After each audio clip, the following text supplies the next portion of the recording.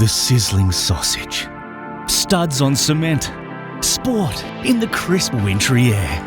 When the drawbridge goes up, see the absolute state of it. You're with Pez and Higgos, it's the circus. Well, you just have to listen to our Tom Grant interview this week. The GWS inside midfielder joined us on the couch this morning to discuss donkey kicks, Persia, Canberra, Buddies 1000s, rigs versus fundamentals, jumper punching, captaincy and All Australia. There's that, plus commentators not being able to use nicknames anymore and spreadsheets for the 8. Of course, we give you our opinions on rugby penalties. Why is this happening to me, Daddy? And 90k at the G for the Storm versus Lions. In other rugby, Pappenhausen dreams of Saudi, Galvin against his old club, and is the Panthers dynasty back on? We have never been more back, baby, in the pool. That's right, the names of swimmers we pay attention to every 4 years are doing the absolute business in the pool in Singapore. Thompson, Thorpe, Titmus on the mic. Do we like it? We love it! There's also football, cycling, 90s, 80s Moscow, boys actually, and the What's Getting You hotline. This episode is brought to you by Swyftx. Kick off your crypto journey with Swyftx. Join Swyftx and get $20 in Bitcoin for new customers only by using the link in the show notes of this episode. Pezza, how are you? Yeah, I'm good, thanks. Mixed feelings, obviously, which is just accompanies any week of the very best of winter sport with an Australia-centric kind of focus on that. But we are knee deep in the nexus, the overlap, the intertwining of Eurocentrism, Anglo-Celtic centrism, yes, and Australian winter sport, and we like it. And there's a lot to pick apart. There's a lot to be correct about. There's a lot of moral tutelage. Yeah, as the phrase Gideon used. Yeah, to wreak upon our European friends, because actually in these discussions, handshakes, penalties, whatever, sure, someone has to be right. Yeah. Someone is right and someone is wrong. Mm-hmm. Not that satisfaction will ever be bestowed upon anybody. It's a trap. When the Northern Hemisphere sports are going on, it's a great time of year for like myriad sports happening. Like your teams across different leagues and sports and codes are all happening at the same time, and we all dream of the perfect week. Like in February, for instance, not a whole. It's all in between stuff, in between seasons. Right now, into your Junes, into your Julys, maybe your Augusts. Yeah. Months like those.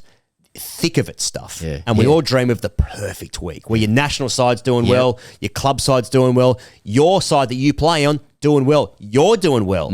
Now, financially, no one's... You've made a couple of good decisions financially and emotionally earlier in the crypto decisions season. So we dream of the perfect week. No one's ever had the perfect week. You might like your national side might have done well one sport, made fools of themselves another. Yep. You kicked a couple of goals on the weekend, but you broke your leg as well. That's it. Best that ever happened for me was 2005. Yeah. Okay. Swans Premiership, West Tigers Premiership, and I made 32 not out against Randwick Petersham in threes on that day. Great when in weekend. grade cricket you have to play. Got to play. And then I realised that's all a farce because I don't really support the Swans. I don't support the Tigers, and that was not a good club that I played at.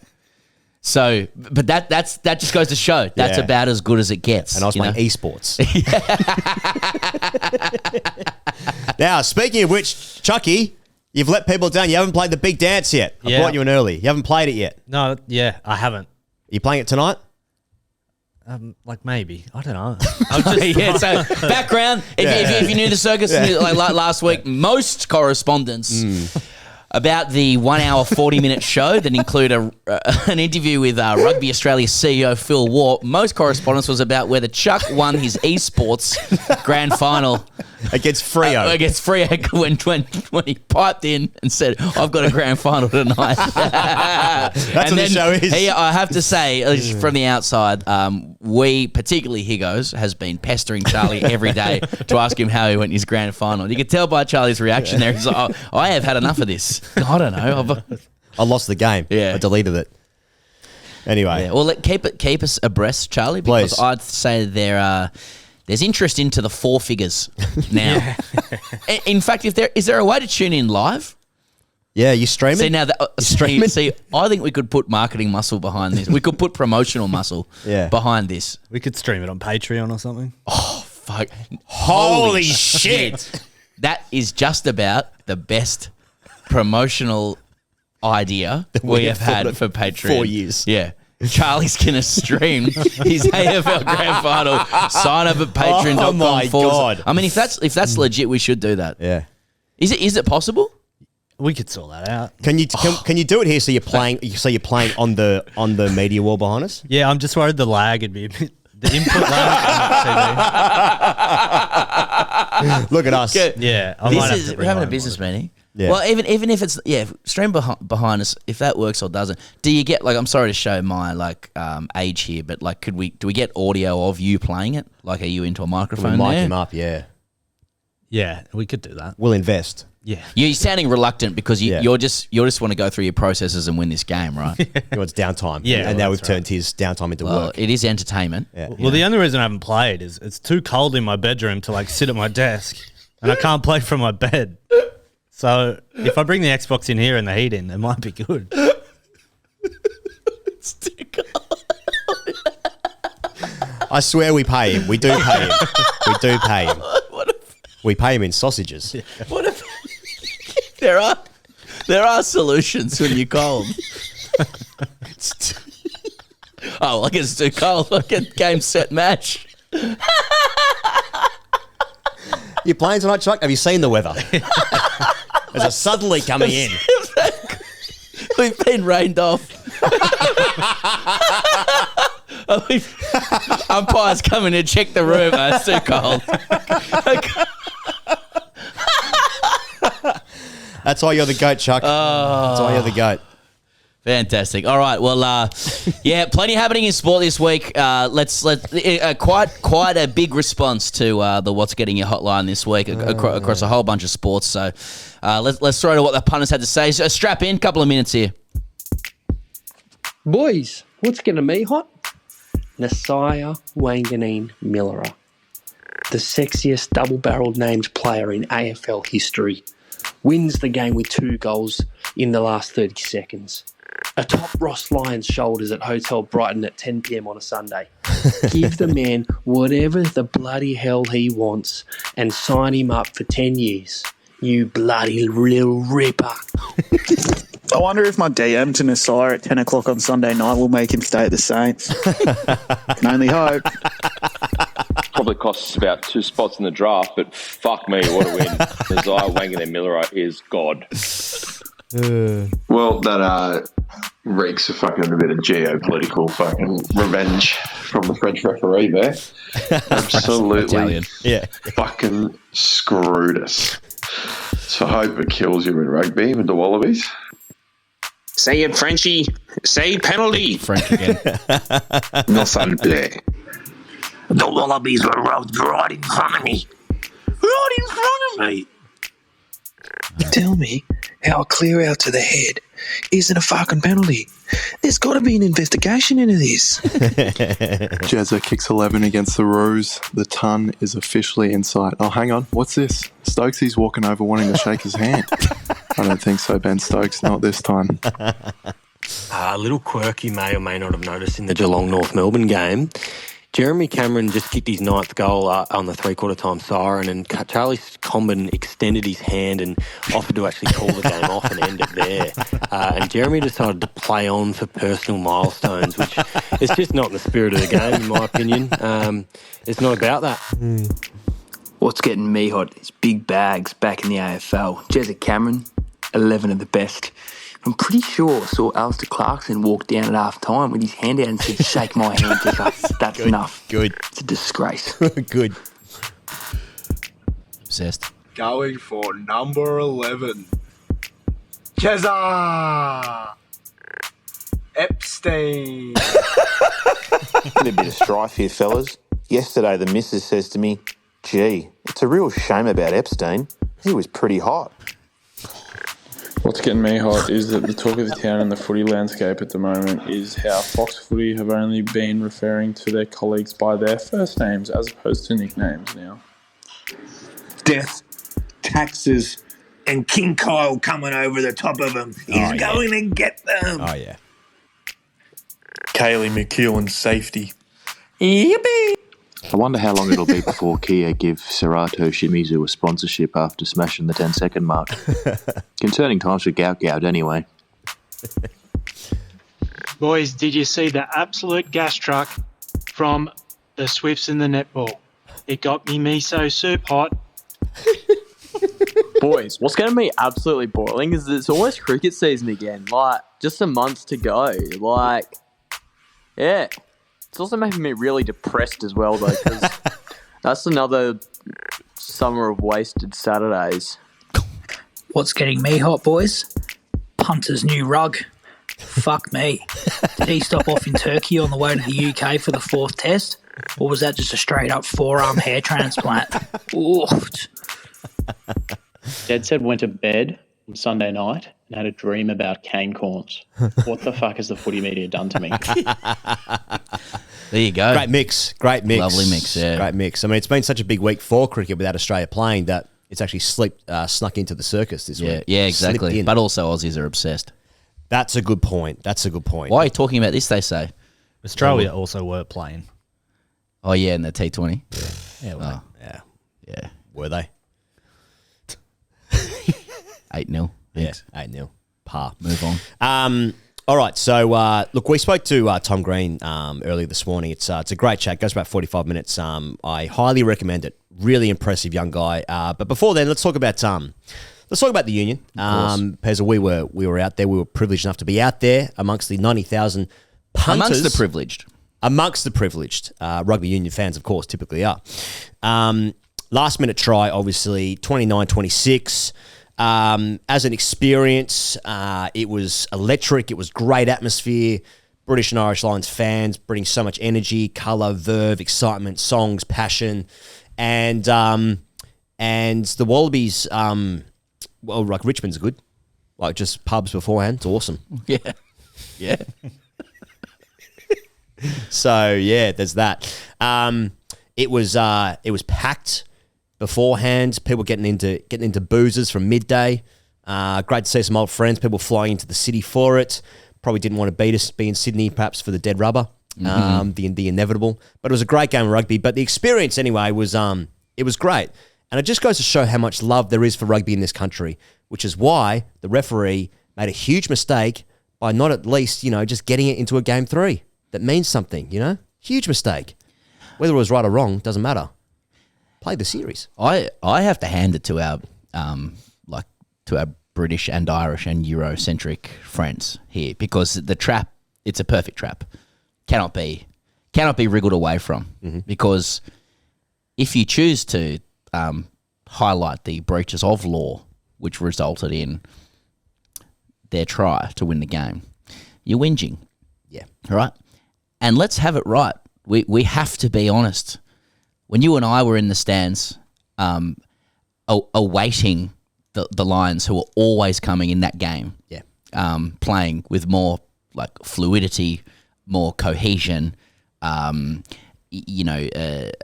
little bit more accuracy, and then we saw the inevitable try, which like from the ground, from our position, unfortunately you could see it 2 seconds before they scored. We were just like, Partridge shrug of the shoulders, that's a try. And then all of a sudden we saw Harry Wilson gesticulating to the referee. It was like, hang on, we might still be in this game. Yeah. Even though for the last 10 minutes leading into it, you and I were like, Lions going to win. Lions going to win. Slowest dagger. Yeah, it's just like, the pain that's coming is, and you know it's coming, but it's palpable. So they score, and then you start to see some shit on the replays, and I have to say, in the ground, I'm like, well, when I liked rugby, that was called a clean out. Yeah. I don't have a problem with this. It's a try. It's just, in rugby, what we were taught was like, someone's over the ball, you clean them out. You get them out of the way. But what and then so it was like, and then you see Tiziano go over the way that he did, and there was Mayo, right? Yeah. Now, to be fair to Tiziano, and let's be honest, there's Mayo. Yeah. On it. The Lions were coming so hard, as were a lot of people, but they were coming so hard at the try line, and it looked so inevitable. Yeah. You could understand why he was like, the only way we are surviving is if we get a penalty due to a transgression. So he knows exactly what he's doing. The Wallabies are fucked otherwise. They're not forcing an error. Their best chance was him, who was the pilferer in that moment, getting to a breakdown first. He does it. He gets there first, and he makes sure it's very, very clear what's happened, right? He's there first. He knows what he's doing, broad styles. But there is mayo on it. So when you see Harry Wilson go to the referee, I'm like, well, it looks like clean out to me when I was playing 20 years ago. But by the same token, in the last 10 to 15 years, I feel like Australia's been on the wrong end of so many technical penalties around head clashes or head knocks that I don't really understand, but rugby's very, very strong on this shit. And I'm like, are we a chance here? It's in the ground after maybe I was in the 4 to 5 bracket leading into the game, and then 2 to 3 mid strengths at the game. Yeah. I was like, that's just a try. Yeah. In the fair dinkum pub test department, it's a try. Yeah. But rugby's not been shopping in that department. It's not been in the fair dinkum department for a very long time. So if we're not shopping there anymore, if we've started shopping in the legality, the technician, the matters of the fine point matters of law, then why aren't we shopping there anymore? Why is rugby having a crisis of conscience and a welcome one when it suits the Wallabies least? Now, at the time, I had chips and half a rat's coffin all over me, so I didn't actually catch it. It's true. Chicken tenders over here. Delicious. Credit card down, paying it off in monthly installments. You have one of those helmets with a straw to your mouth with your mountain goat mid-strength, and then just a rat's coffin dripping from the chin. What's going on? I had half mountain goat, half chocolate milk. Yeah. It was awful. The Wallabies have lost that game every single time in my entire life. Except for 3 years when Rod McQueen was coach. I seem to remember a late conversion against the All Blacks in Hong Kong once to make the series 2-1, an honourable 2-1 series loss. But apart from that, of course, John Hill was doing the business. When was that? Late 90s, I guess? Maybe early 2000s? I think Sterling Mortlock kicked the goal from the sideline to beat South Africa when it was about 3 a.m. Okay. In a Tri-Nation, so there's something. There's something. Yeah. There's something. Matt Burke was a good player, wasn't he? Berkey. Well, Berkey kicked one against the All Blacks when Kefu went over. Oh, yeah. I think. They might have been the same game. I don't know if it was But I think part of the frustration is... That's about it. That's about it. Part of the frustration is from an Australian perspective, because as you said, we're watching and be like, it's probably just a try. My understanding in uni is he's just the guy's over the ball and he's cleaned him out. Problem is that we're in Melbourne. There's 90,000 there, probably half, maybe a little bit more British and Irish Lions fans. Nonetheless, a lot of goodwill and love for rugby in this country. A couple of years ago, as I understand it, Rugby Australia in millions of dollars of debt. Now, at the end of this game, they are basically break even. It's a huge success. But there is so much love and desire and will for this sport to come back to life that lays dormant. Give us the feelings. Give us the feelings again. And then you get that, a 50-50 perhaps, and it's like, no. No. Exactly. It always happens to me, Dad. Yeah. I mean, and we were foreshadowing this with Rugby Australia's CEO, Phil Waugh, who gave a great interview last week and he was very generous. But we were like, this game is screaming for referee pressure.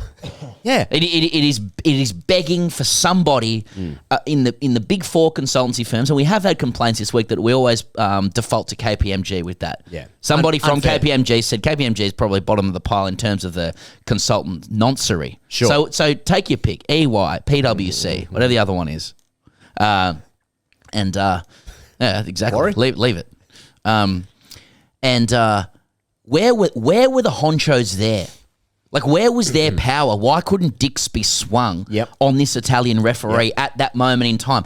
Every sport and every team needs somebody engaging in illegal, corrupt rorting. Yes. Like every name any great sports team in the history of the game.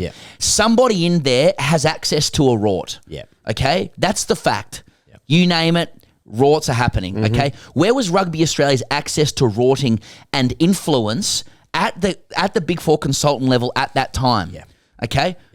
Why is the Italian siding with the Brits and the Irish at that time? You know, that's what I want to know. Take off your cufflinks, cut off a horse's head, put it in a bed. All of a sudden, 1-1. We move to Sydney. We get pumped, but it's 1-1. Again, the trap's been laid because we're talking about it, therefore obsessed. And whinging, you know. Accept the umpire's decision, move on. Except when it's against the spirit of that sport, and then you can come in over the top of that, having written the rules, and then therefore the access to its ethics and spirit. So if you've won, it's immoral. So try and sleep at night. Look, a huge part of the game, Pezza, is respect for the referees and officials. Where's the referees' respect for our dying sport? I thought Eddie Jones got it right in the post. Yeah.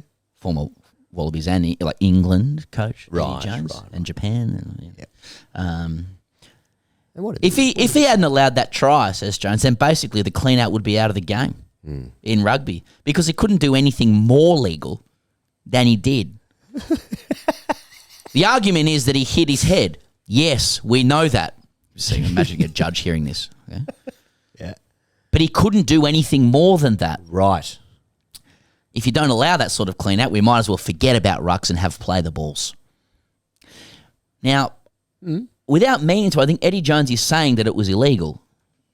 Yeah. Just there. Like, he couldn't do anything more legal. Couldn't think of anything more legal than that. That's right. Did he hit him in the head? Yes. Now, you look at the law. Yeah. Can't do that. In terms, if we are judging it by legality. Sure. I'm a pub test guy. Yeah. I'm saying it's a clean out, but can that just be the case all the time? For me, I'm pub and sniff test. I'm a pub and sniff test guy too. Two separate tests. Pub and sniff test, that is two-step the verification. Presidential campaign, pub and sniff test versus laws, pub and sniff the circus has come out endorsing pub and sniff test. Okay? Yeah. Now David Pocock was asked about it as well. Senator Pocock. Yes. Yeah, there's a couple of rules there. One, you can't hit someone on the neck as someone who's got a bit of neck damage from doing exactly that. But then also, you have to stay on your feet at a ruck. That was my understanding of the rules. Says, champion breakaway and senator, a representative of the people. Yeah. Well, a champion for the people and on the field. David Pocock. So I was gutted for the Wallabies.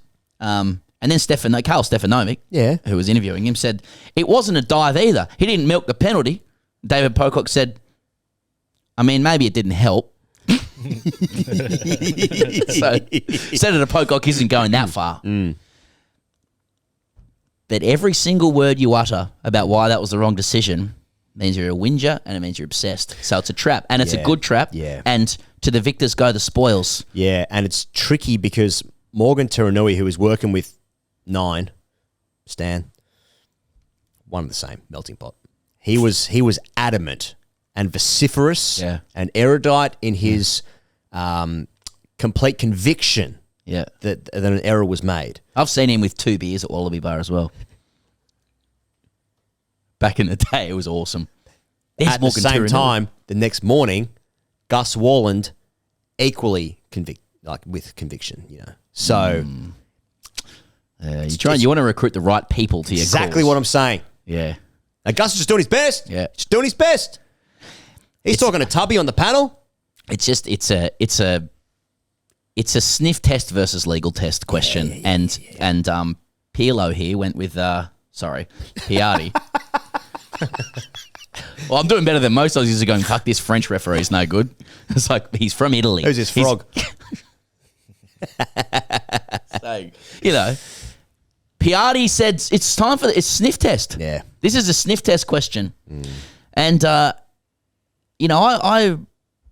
would like to know why rugby has gone. If rugby's gone back to the sniff test, I welcome it because I think Australian rugby will benefit from that. We've always been a sniff test nation when it comes to the way we've played the game. It's gone against us here, but perhaps this is perhaps this is a darkest hour before the dawn. If rugby unity is playing sniff test now, let's fucking go. I'm looking at a Bledisloe. I'm looking at a World Cup. Like as in I'm watching. I'm not saying we're doing anything in it, but we'll play. So we walked into the ground thinking. We actually genuinely said as we walked in the ground, is like, we might be watching either the complete revival or complete death of Australian rugby tonight. And instead, we got something in the middle. We got a heroic, unjust loss, and now I'm still looking. So, geez, we're good for a heroic, last-ditch fighting loss. There's one against Ireland in Ireland, maybe last year. I want to shout out to the anonymous guy who wrote 3 pages to me, to us. Sorry, to boys actually. Okay. He actually legally goes point by point. Laws 14.1 to 14.3, Law 14.8C. Law 15.3. It's actually set out like a legal document. He explains his own sadness about what's going on, his melancholy, but he needs to understand it as a sniff test perspective. If I read every paragraph of his tightly explained, legally watertight reasoning around why the Wallabies should have received a penalty there, that counts against the Wallabies in this online tribal matter, which is the main game that's being played. I also saw one of the Sky pundits, I think it was Farrell, had said that it was a 100% correct decision, and if anyone should have been penalised, it was the Australian who should have got a red card. Love that. So, Michael says, boys, actually, the TMO had a good match. Might be a heads-on-pike situation. Mick. Yeah, and see, there's another one. There's another one from Thomas saying Italian refs and pegging. Boys, I woke up today with a pep in my step, convinced this was the day. I wear Wallabies gold with pride, sit with 90,000 of my closest mates, basking in the glory of the gentleman's game. 10 minutes left, excitement was off the charts. I was already mapping out the victory lap and lining up the celebratory kick-ons at the Royal Hotel, aka Ritty Bar. Life was good. Then it happened. And then he goes on to say, well, he goes into Law 9.3, then he writes it out in Italian. And then he says, so my question is, do you reckon my decades of Wallabies-related trauma and disappointment are directly linked to my enjoyment of, let's say, alternative recreational activities like being pegged? I still believe we win the Bledisloe. Maybe I need therapy. So he's wondering if being a Wallabies fan is akin to being pegged. He particularly enjoys that. Is he referenced the Royal? Is that the bar we were talking about the other day? Yeah, well, he says Ritty Bar, so, make of that what you will. Right, that's a topless joint, right? Yeah. There you go. So, topless joint. I can't say, 10 minutes to go. I'm not, what's that? It's topless joint. It's just a topless joint. Reese topless. Yeah, it's heartbreak for the Wallabies. They played with excitement, they played with verve, and they played with just the right amount of sloppiness to let the other team in. And 20-point lead. Yeah, and it was, and the types of tries they were scoring were rugby league tries. I'm sorry to run it through the old prism, but it was line breaks, it was ball promotion. They were clean as fuck at the start of the game. Yeah. Everything was clean. Yeah. But it was just like, please, how about I don't mark the sideline for a couple of penalties? We'll give him a little bit of extra territory. We'll drop the odd ball here just when there's no pressure on us. We'll miss the odd goal as well, just to let you know that we don't really believe, We'll score 3 points in the last 60 minutes. Yeah. But that can happen. I did think Tizzano got there first, but, Yeah. That's a trap. It's a trap. It's sniff test. It's sniff test win. Yeah. What are you going to do? Yep. Well, maybe next tour. 12 more years. Let's talk about the AFL. It's getting into the stage of the season where, well, the 9 is locked in. The 9 is locked in. Big game tonight. Our friend Tom is playing, of course, against the Dogs. But the big news of the week, Pezza, is that the Fox footy commentators, they can't use nicknames anymore. It's just first names now. Yeah, so run me through this. I wasn't quite across this. So what we're talking about here is it's just an editorial policy. It appears that way. Yes. So you're looking at Lynchy no more, purely Alistair. That kind of gear. And right? Is that just in a bid to add weight and gravitas and further solemnity to the coverage of this wonderful Indigenous game? Perhaps, yes. I wonder if it might be our game, an accessibility thing. It might be a bit too insidery, which AFL's never been accused of. Okay. But the national sport, right? So they might be thinking, like, well, if we start calling him Bucks, instead of Nathan, yeah, It's you can go too far the other way, because I always felt rugby league for a long time expressed its insidery-ness through pivoting from nicknames to the actual first name. So like I feel like for the last 6 years, every commentator, like no commentator says Cleary anymore. They say Nathan. Right. And the thing about Nathan, it's like we've seen this in cricket before as well. You don't say Sock, you say Stephen. It's a way of delineating your actual intimacy with somebody. See, it's an interesting one with like a Brad Fittler, for instance, like Freddie. Yeah. Now that is like an actual name. So like if you start calling him Freddie, but if you imagine calling Frederick, which is what I think it should be. So he's the king of Denmark. If you start calling him Bradley, Yeah, so when we say first names, is it the full expression of the name? I don't think so. So if we were on it, it'd be Samuel. No, I'm asking. Sometimes you're called Samuel James when we go on TV. They just some producers just Google who we are, and then we got hacked by some Thai people a few years ago, and I just got rid of the surname. No more thought into it. Haven't changed it back. If I had a problem with privacy, I wouldn't be doing this job, But it's Sam. Right, yeah. So right. sometimes, right. And we got Samuel James here. So Samuel okay, James. obviously right across the show. Yeah, yeah, big fans. Yeah. So, but so we say Alistair. It wouldn't be Howie anymore. Mark. Some presenters, like I'm thinking of like Nerily Meadows, for instance. Yeah. Like she's always been Nerily, like the brand is the first name, But I think, for Howie, for instance, I mean, I don't know what his name actually is. I prefer to be Pez because I feel like it's a different character. You know what I mean? Like when I see parents at school and stuff, and they're like, "Oh, you're the guy who says all the cock stuff." Yeah. You're like, "No, that's Pez. Well, that's not." We were in a business meeting the other day, and I was called Ed. Yeah, that's true. So yeah, and then the guy was corrected, and he continued to call you Ed, which I thought was perfect. And then I called you Ed. So what's a name? I guess. What's in Shakespeare? It's a Shakespeare question. What's in Which a I name? think Fox Footy has been going for. Shakespeare. Yeah, the Shakespeare. We need a bit more William into this.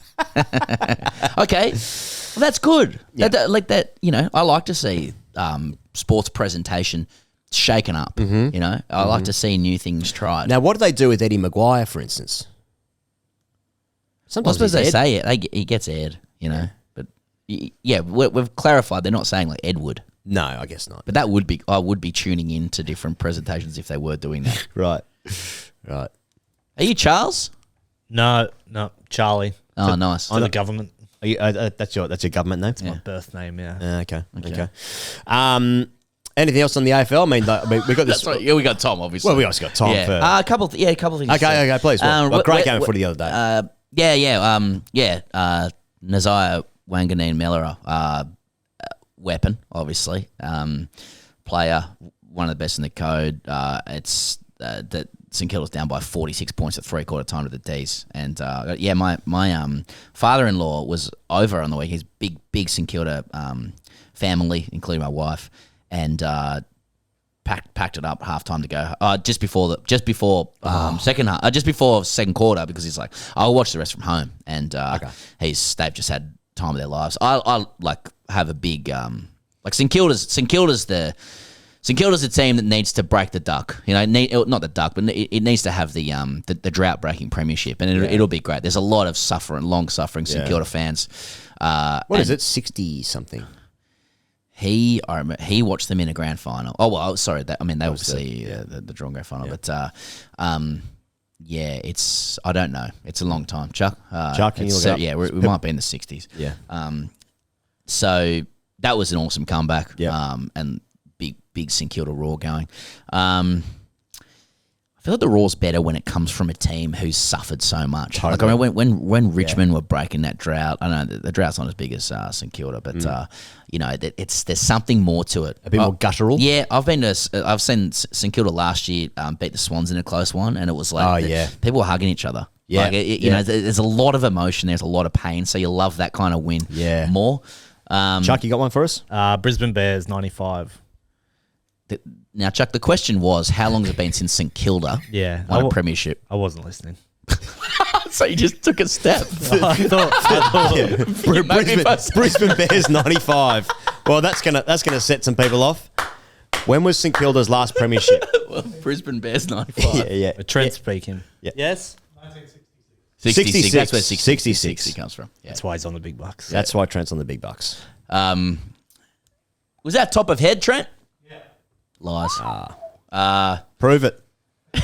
Now, okay, West Coast have asked for a draft assistance package. And that's set tongues wagging. Now, this is your favourite category. Well, it's a disgrace because you're talking about one of the most powerful clubs in the league, if not the. Sure. There's a waiting list for membership. Plenty of clubs out there have had a longer wait between premierships or for a premiership in the West Coast. Just because they've mismanaged themselves, why should they be applying to the AFL for disproportionate assistance? Yeah. Okay. Yep. Totally. Could not agree more. Craig McRae, Collingwood coach, confirmed he's met with Jack Silvani, and he said, "quote It went well." Big watch on Nizai Wanganeen Miller's future. Per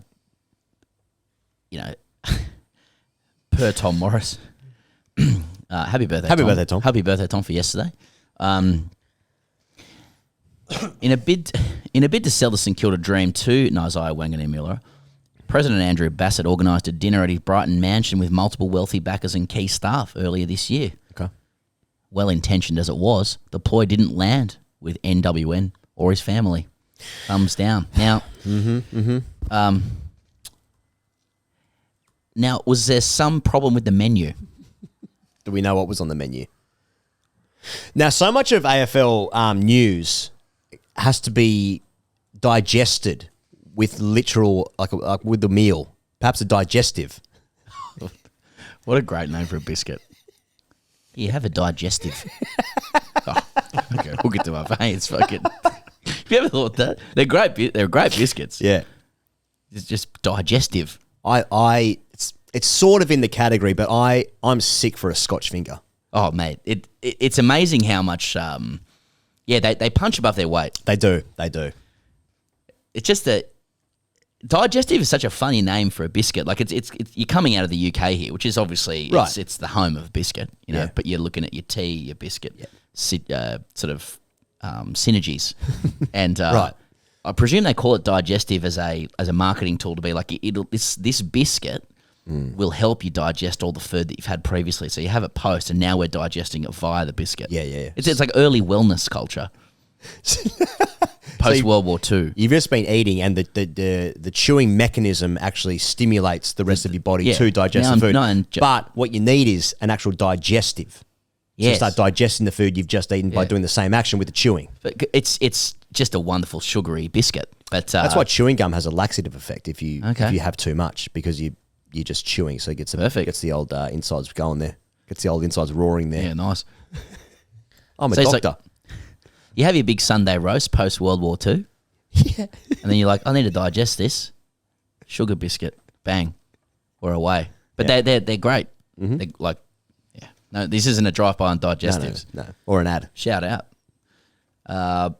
Maybe lack thereof for NWM and his family. So it didn't land. So Nozai's been brought around to the house, and there's just big swing of dicks everywhere. Yeah. And everyone's like, really the question with Nozai, what the fans are saying is like, give him anything he wants. Yeah. Anything in the world that he wants, sign him up for life now. He's the best player in the AFL. Yeah. We need to build our club around this. A lot of others are resigned to him leaving. So a lot of is it a Galvin situation? A lot of the stories are like how that's painted is that like people are wearing tuxedos. They've got like little monocles and stuff. Like that wasn't, but it is now for me. No, but like so he's turned up the Great Gatsby. There's a wealthy Brighton mansion. There's bunts knocking about everywhere. There's something in the bathroom there for you. Yeah. Everything's going. Everything's on the table. Whatever you need, whatever you want. Caviar, cocaine, whatever. It's all there. People wearing like opera glasses so they can see like across the table. Yeah, it's one long table. I like it. Black tie event. Yeah. Whatever you need, this is what we can offer you. And he's like, I'm a footballer, get me out of here. Yeah. Yeah. Is it going to be a Galvin situation? Like, I'd like to develop my football elsewhere. Mm-hmm. Yeah, this is I hope the place not. for me. I hope not. I'm biased with the family connection to the Saints, but I hope that you just get some. Give him what he needs, but don't break the bank for him so that it kind of it just throws everything else out of whack. Mm-hmm. And just I'd like to see the St Kilda drought breaking premiership. Totally. So yeah. I'd like it for Muzz, Chairman Muzz. Chairman Muzz. Yeah, of course. But if if he lands at the Swans, I'll shrug and go, that's good. Yeah. Or the Wallabies. Yeah. Yeah. Can he play 10th? We did ask Tom Green if he was going to play World Cup for the Wallabies. So you'll hear that later. And I was Tom Green, Cleary, Angus Crichton. The big four. Yeah. Mate, that's it. Yeah, that's it from me, mate. Craig McRae, West Coast, and Isaiah. Good gear. Good gear all around. All right, well, before we throw to Tom Green, a shout-out for the final time for our sponsor, Swyftx, which, as you know, is an Aussie crypto exchange. And look, you know by now that you can get $20 worth of Bitcoin for new customers only by using the link in the show notes of this episode. 850,000 Australians use Swyftx for your Bitcoin wants and your needs. Now, we've spoken over the last few weeks about what the platform is. It's clean, it's neat, it's intuitive. It can help you learn things about crypto if that's what you want or need in your life. If you're missing out on conversations at home, I don't know what's going on. Yeah. Then you go into Swyftx and you can learn about it. They have learn platforms and tools on there. They've got demo modes. You can put a bit of bunts in there if that's what you want, if that's what you need to be part of these conversations around water coolers, around the office, around barbecues, at football stadiums, some mates around some beers. They're talking about crypto. I don't know what's going on. You go on Swyftx. The platform's clean. It's neat. It's intuitive. It's beautiful. And the keys in the name of it. It's Swift. It's Swift. You get in there, you see everything straight away, straight off the dot. Okay, don't confuse it with the Sydney Swifts. Yeah, they lost on the weekend. Or Swifties. Exactly. But it goes to show people are coalescing around these names as well. That's right. It's and that's because it's a beautifully aesthetic name. Yeah. Right. Which is two words mean the same thing. Yeah. And so we've been clear and consistent from the very start. We have been. Very start. Yes. If you like optics and you want to understand how to do this thing, go no further than Swyftx. Stop going anywhere else. Exactly.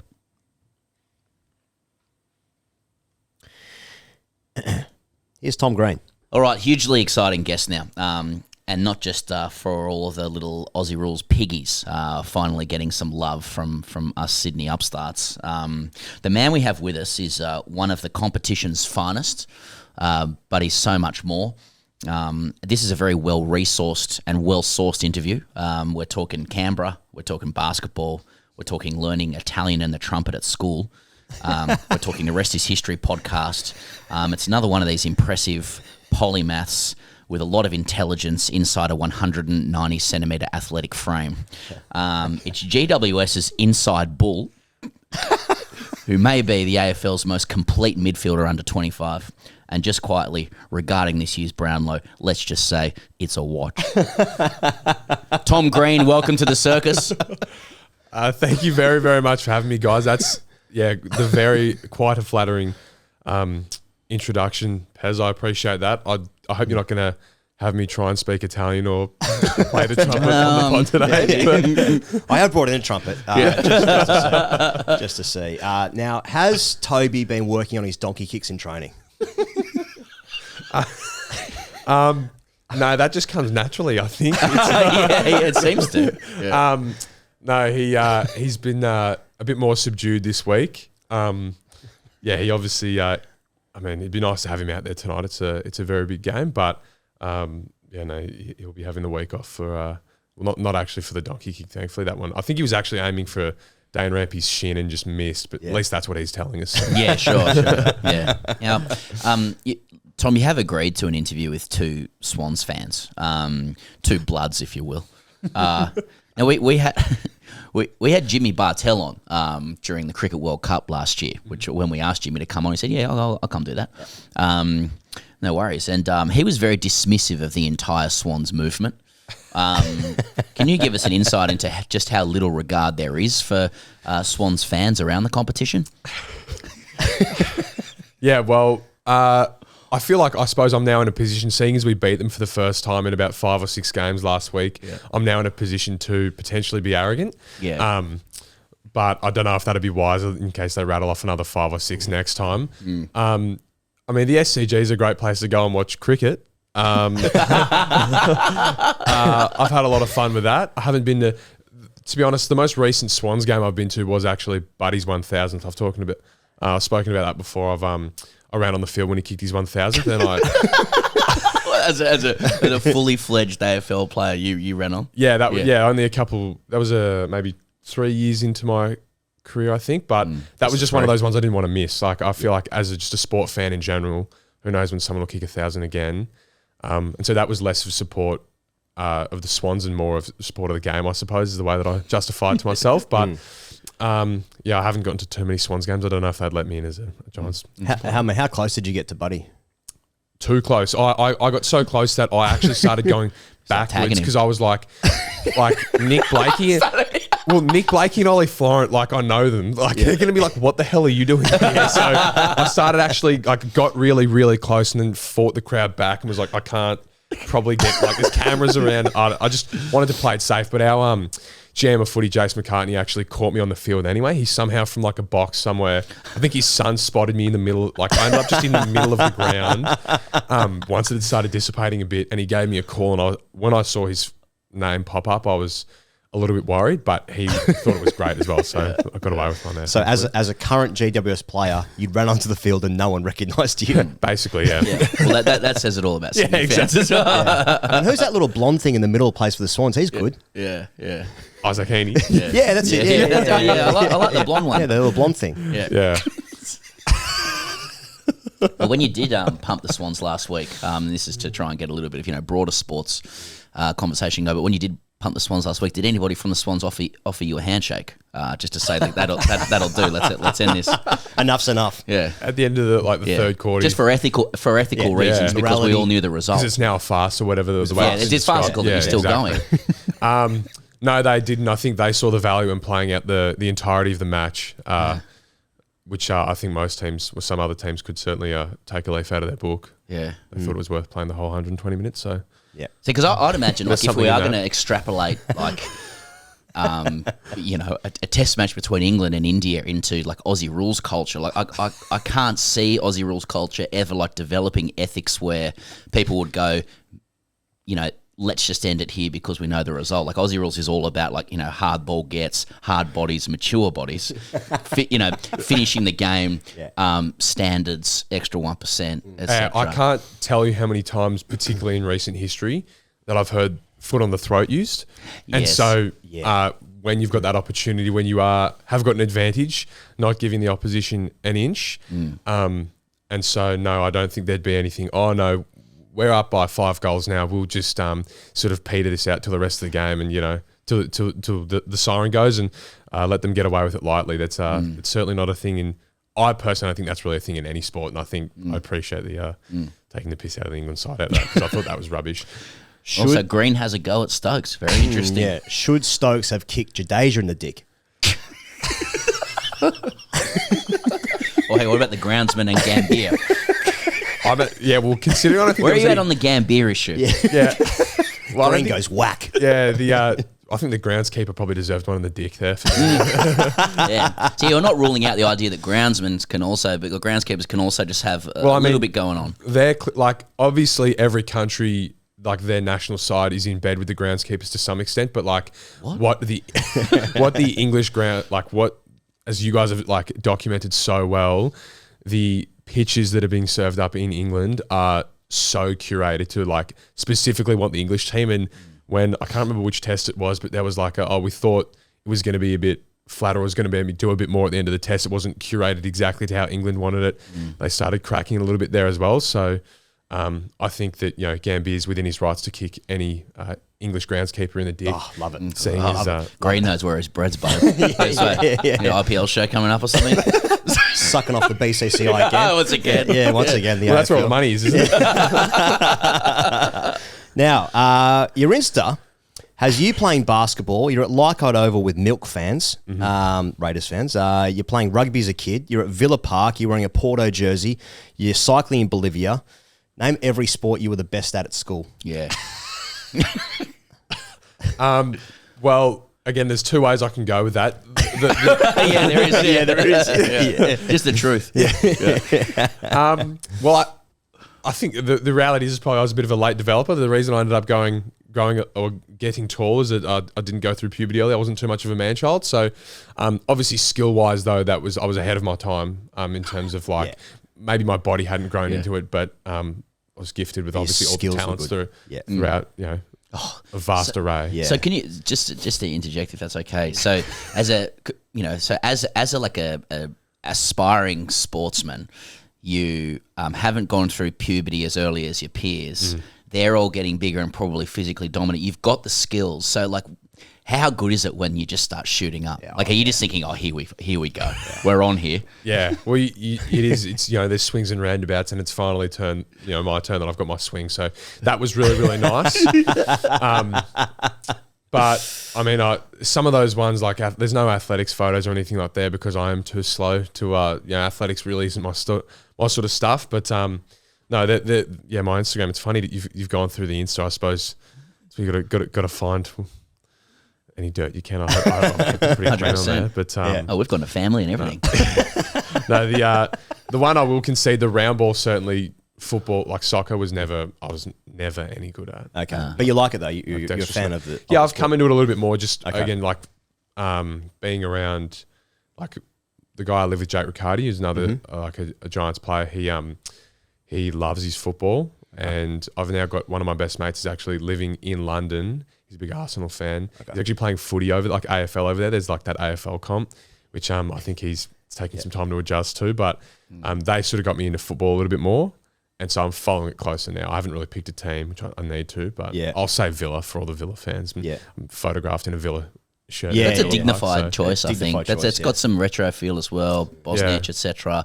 On the way, like Villa's got sort of back, big club. Villa Park was good. That was a great time. You're right, Villa are back. They've had like a last sort of good couple of years. And when we were at Villa Park, it was quite daunting seeing their, I suppose, supporter culture as well, of just like opposition fans having to leave the ground before the home fans so they can't intermingle. Yeah. And like we actually sat in like with the Villa fans, but close to we played West Ham. They were playing West Ham. Villa were playing West Ham, and we were sitting close to the West Ham away fans. And so the most passion of the lot, and West Ham fans obviously have that notoriety as well for being a little bit rougher and passionate. It was quite daunting to see these thrown out. Did you find yourself, were you giving it these ones as well? A little bit, a few of those. And they were also, picking people out like, I want like car park, genuinely I'm going to see you in the car park after, which was like, I love that. Watching the game, I thought it was so much fun. You see it all the time at Swans Giants games. Like Swans, they have to go to Paddington, Giants fans over to Bondi, just complete separation. Yeah, or if the few Swans fans or the few any fans that make it out to Angie Stadium in the Olympic Park, which is like the hardest place, most annoying place in the world to get to. Where's that? Need a passport to get there. Now you've mentioned a couple of times about you're not the most like athletic player playing in the AFL. Now you are. That's all you 190, 192, and we don't talk about weight these days, but you sort of looking at 92 kgs. Yeah, okay. So that well, yeah. So the 92 kgs, 190, but you're not the most gifted athlete. What kind of fucking freaks are you playing against? That you're not athletically gifted. He's just you asked him about all the sports he's literally had to name a sport that he wasn't the best at. I suppose I'm not the best at soccer, when I was growing up. Yeah. That's obviously though that I didn't play it. I didn't really play my trade at it. So it's never hard to wind them up, is it? No, like they are like freak athletes, but I think one thing actually that my grandfather says, which I still do really appreciate, is if you look at AFL, it's one of the few sports in the world, I suppose, that is still bodies of all shapes and sizes can still play. There's still a place for ruckman. There's still a place for small, quick forwards. There's still places for inside mids. There's still places for beautiful runners on the outside with great skills. Whereas a lot of other sports are sort of trying to mold everyone into a similar build and train them up that way. So yeah, it's there are some guys, like when I suppose in the grand scheme of things, like I'm not exactly unathletic, but there are guys who are quicker, jump high, all that sort of thing. Sure. But another thing that I love about our game is that there's space for all. Oh, lovely. What's it like? You'd play footy with a lot of guys who would have done a really narrow pathway from just to Melbourne APS school or a scholarship at an APS school, straight into the draft or some shit like that. Yes, the absolute dream, for sure. But your dad's work meant that you were living in a whole bunch of different places. You settle in Canberra. You grow up in Canberra. You're in the GWS pathway early. Like that is a very different way to arrive in at the AFL. Like, what was it like growing up in Canberra, like playing AFL when you've got like the Raiders there, and to a lesser extent, I suppose, during your time the Brumbies. I mean, I loved Canberra growing up, and Canberra actually has a reasonable AFL like heritage itself. Like there have been some very, very good players come out of Canberra. James Hurd spent time there. Nathan Buckley a little bit. Alex Jezelenko going way back. Phil Davis more recently. Craig Bolton, the Swanee. I'm sure you guys.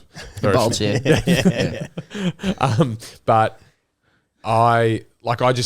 we were sort of, I suppose, drawn to the game through our family. But I also did spend, like when I first moved to Canberra, I played rugby union. I didn't play AFL. It was rugby still being bigger there. I thought it was an easy way to fit in and make friends when you first arrive somewhere new. So I spent a lot of time playing rugby union and loved that game. Dominate? I'm always caught with which way to go on those. Do I play up or just give the answer that people want? But yeah, like rugby union, I loved when, and I never really played rugby league, but I enjoy like watching rugby league and going to that. That is a lot of fun as well.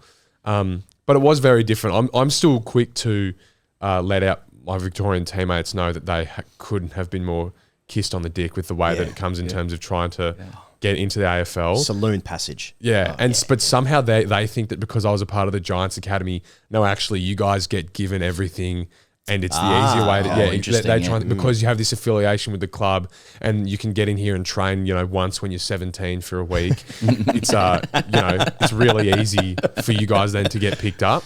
So there has been some back and forth, and I'm on the record some other another podcast actually as well with going on about Vic bias and that sort of stuff. So I'm big on that and big on letting them know they've had it easy. Were you around with at the very start of the Giants' inception? Sorry, I haven't done full research there. No, I can't remember. Because you're at the club since you were 13, right? Yeah. So a part of like their development program, but not. I mean, you don't really see like the reality with that sort of stuff is you don't actually get to go to the club until you maybe 17 or 18 and you maybe train for a week or two. Right. And that's it. I suppose if they think you're a good chance of getting picked up. So in that line, like... So they're mayoing that now going, Tom Green's been at the club since he's 13. Yes. You went to a footy camp. Massive mayo, I was, they sent out, I don't know, some guy that they're, I don't know, probably paying for his petrol to, to Canberra and run a skill session twice a week. That's right. Yeah, and that's participation. But that's obviously easier than going, as you said, that's the easy way into the AFL, not handpicked out of these that's right, big schools and where they're watching your school footy. So you didn't have any you didn't see like Israel Folau or Alex Carey go do their work. No, unfortunately not. Okay. We did have a couple guys come out to our school, not actually like the thing that's aligned with the Giants, but our school they came out to that a couple of times, but unfortunately didn't get to meet Izzy or Kez. Okay. But still, the Giants in the blood, obviously. Yeah. Now, speaking of blood, now your granddad could play. He could play 4 flags with Richmond. Yep.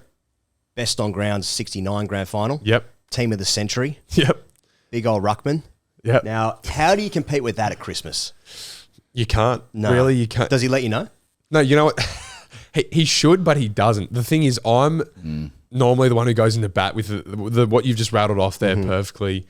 He goes, I'm normally the one to bring up to other people like it, and I suppose go into bat for him because he's the most humble man ever. Which it's always the worst. I was going to say, which you hate. You actually hate to hear. Yeah. Like you prefer because if he's humble, everybody else has to. Like no one can say anything anymore. Yeah. And when with your like his sons, my uncles and stuff, we try and get in a dick swinging contest or whatever. Like, you're trying to talk rubbish, and then the reality is the guy who's actually done it all. Yeah, the big old alpha just sitting in the corner. Exactly. Yeah. Does he ever chime in though? Does he ever pipe in and go, okay, 4 fun? No, he never ever has. Which is like really. he has every right to at some point, but he hasn't yet. Maybe if I'm lucky enough to ever get there for one, maybe he'll stay, 3 to go. But he hasn't as of yet. It seems obvious, but like because he's such a great player, but like how much of an influence was that in you choosing AFL? Given that like you probably had options to pursue other sports, which you don't want to discuss, but we're definitely we won't go into any detail about it, but I will confirm that is true. Do you play for the Wallabies last weekend? Or are you available for the World Cup?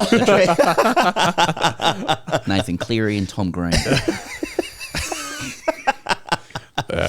No one's made that. I suppose no one's made the jump from AFL to Union yet, have they? No. And does that mean that the league and union codes are superior if they can jump over to AFL, but not vice versa? Maybe we need to break down some barriers and go the other way. Maybe someone needs to do it. Flower went league union. AFL. No, he went the other way. AFL League, AFL union. Yeah, so I suppose he went both ways, and his marking was great once he came back from AFL. Playing for the Wallabies, when they kick it to him, he'd just take hangers on the sideline. Oh yeah. What was the original question? Did your granddad influence you or push you into that direction? I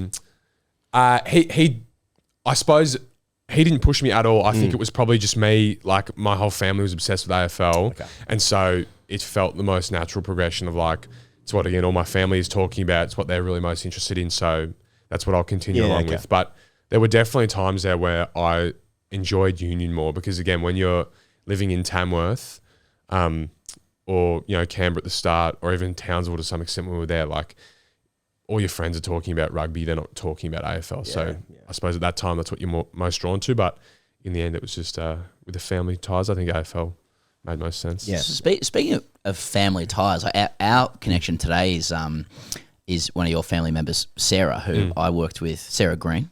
Shout out Sarah Green, by the way, if anybody needs any PR support or communication support. The best in the business.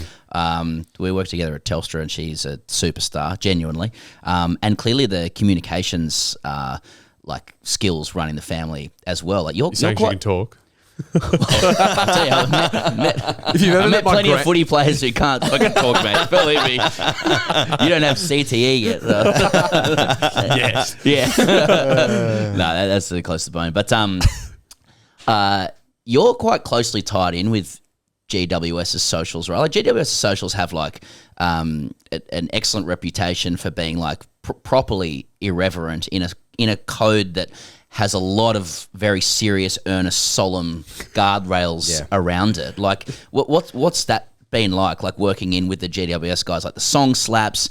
It's a meme bombing fest, and widely regarded as the best in the business. Yeah, Jacob Gaynor, who it's funny because he's building a really, and rightly so, building a really good rep out of it. But he would probably be the only club socials guy known in Australia, at the very least, maybe around the world. I don't think anyone knows who's doing Arsenal's socials or the New York Knicks socials, but everyone knows that Jacob is the Giants socials guy. But he's just been incredible. I think he also has spoken about because we are a younger club, as we've talked about.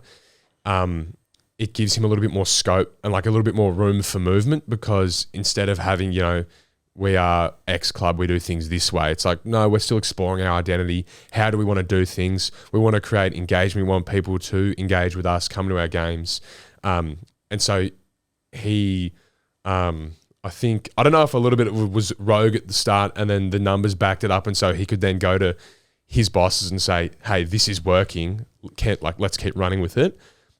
Or if it was pre-planned the whole time, but that's the way that it's gone. And he's really, really good at it. Like you said, running is probably, he does a lot of the heavy lifting. If I was to say that I was running, it would be very generous, but the club podcast, which I've really enjoyed so far. And as I said, he does do a lot of the heavy lifting for that, but it's a space that I enjoy. We've gotten in trouble before as well with overstepping the mark. Nice. You got to. Well, I suppose you only know where the line is when you step over it, so you got to figure out where that is. But have you ever got a letter from the BCCI saying you've overstepped the mark? Because that's Test cricket. No, well, I did. We did get. We haven't got that quite yet, but we did get a please explain from the AFL on. Nice. We were critical of the tribunal. Yeah, so can't be doing that. No, it's got to be hard having like a club podcast when you've got lanyards telling you what you can and can't say? Yeah, well, I suppose that's the thing is that we don't listen to them too often. That's where we've overstepped that mark. Is that like I think they trust to some extent that we'll get it right most of the time, and I feel like in general we do. Now, yeah, we're not perfect. We got it wrong on one occasion that nearly cost us pretty dearly, but I think that's part of like why I enjoy it is sometimes going on there, and I'm sure you guys are the same. When there's a topic that it will cause a bit of a stir, it gets you like you're excited to sort of talk about it and dabble with where you can take it and how far you can 100%. Take it. Now, what are the plans for Mad Monday this year? Don't think we're having one. Okay, yeah. That might be one of those topics. Yeah, like I said, we've overstepped the line. You got to find that line and know where you've overstepped it. That's one to stay well behind. Now, you played against Harley a couple of weeks ago. Yeah. And it got a bit lippy. There was some good some jumper punching. That was good. Now, are you pleased with the words that came out, or have you thought about it, in the shower or driving the car for weeks afterwards? Are you happy with what you said and what was returned back? The barbs were good? Yeah, they were okay. Oh, I don't know if that's going to be then followed up with something that's coming, but no, they were okay. To be honest, I'm a pretty rubbish shit talker. Like I don't think I'm witty enough for it to come to me in the moment, which is frustrating because it's less about the Harley one, but I've actually thought of one from last week in the Swans game. Okay, yeah. What was it? Can you? It was less with Paplin. It was more like it might have been him, but like in general, they were sort of getting into me about the week before we played Essendon, and they were saying, you're just beating up on Essendon and playing well against a team that isn't doing too well. And I was sort of like, I don't know, pushing someone, whatever. I thought about this week, I could have just said, well, you guys are the same. You guys are missed finals too. You're just as shit. It's not about just beating up on them. If I did the same to you, it would be the same thing. Yeah. But obviously, again, I'm not witty enough to say that in the moment. It's coming a week later. Yeah, it's that happens to me semi-regularly, and it's really frustrating. Yeah. That would have been the perfect comeback. Yeah, exactly. Literally driving. I was like, well, you really guys got are basically the same. That's good. So we're recording Thursday morning ahead of a Giants clash against the Dogs tonight. Big clash. Anything in mind, like verbally speaking? Yeah. Who are you going to target? You can say, you don't have to say what it is. No, so that's the thing is, there's not. I'm not good. Like, maybe I need to. Maybe that's where there's really scope for improvement in my game. Is that I need to come into games with barbs ready to roll. But I don't have any ready to go. I'm trying to focus on, as the cliche goes, just trying to focus on getting a kick and getting the win. But I'm not. And the process as well. Are you trusting really that? Process driven? Yeah. Process driven. Yeah, exactly. Barbs aren't a part of my process as of yet. Maybe that's something that I need to bring in.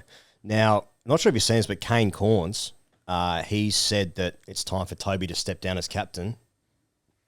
Tom Green with the captain's armband on. Do you want to be captain? Do you want to do those coin tosses with those super fans that want to skin you and wear you as a suit? I've actually...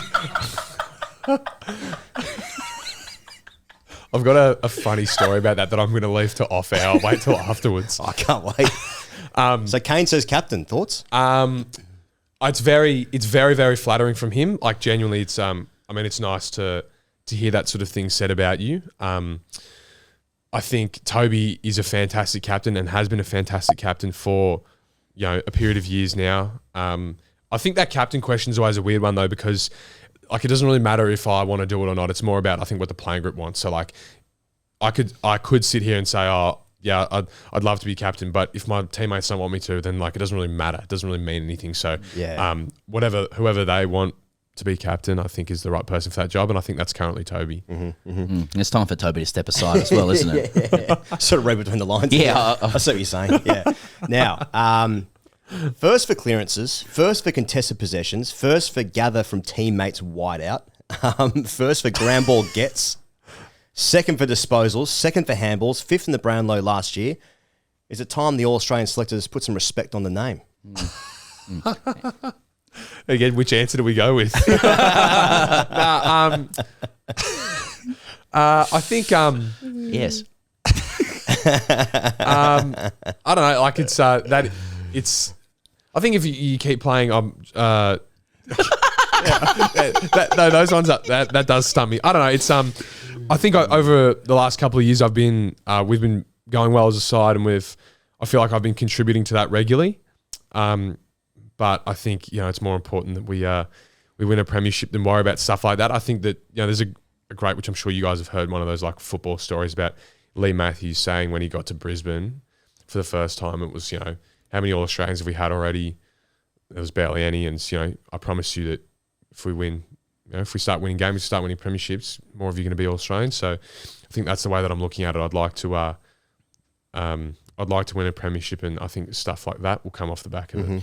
That stumped me for a while though. Where you really got me it was pretty clear between the lines.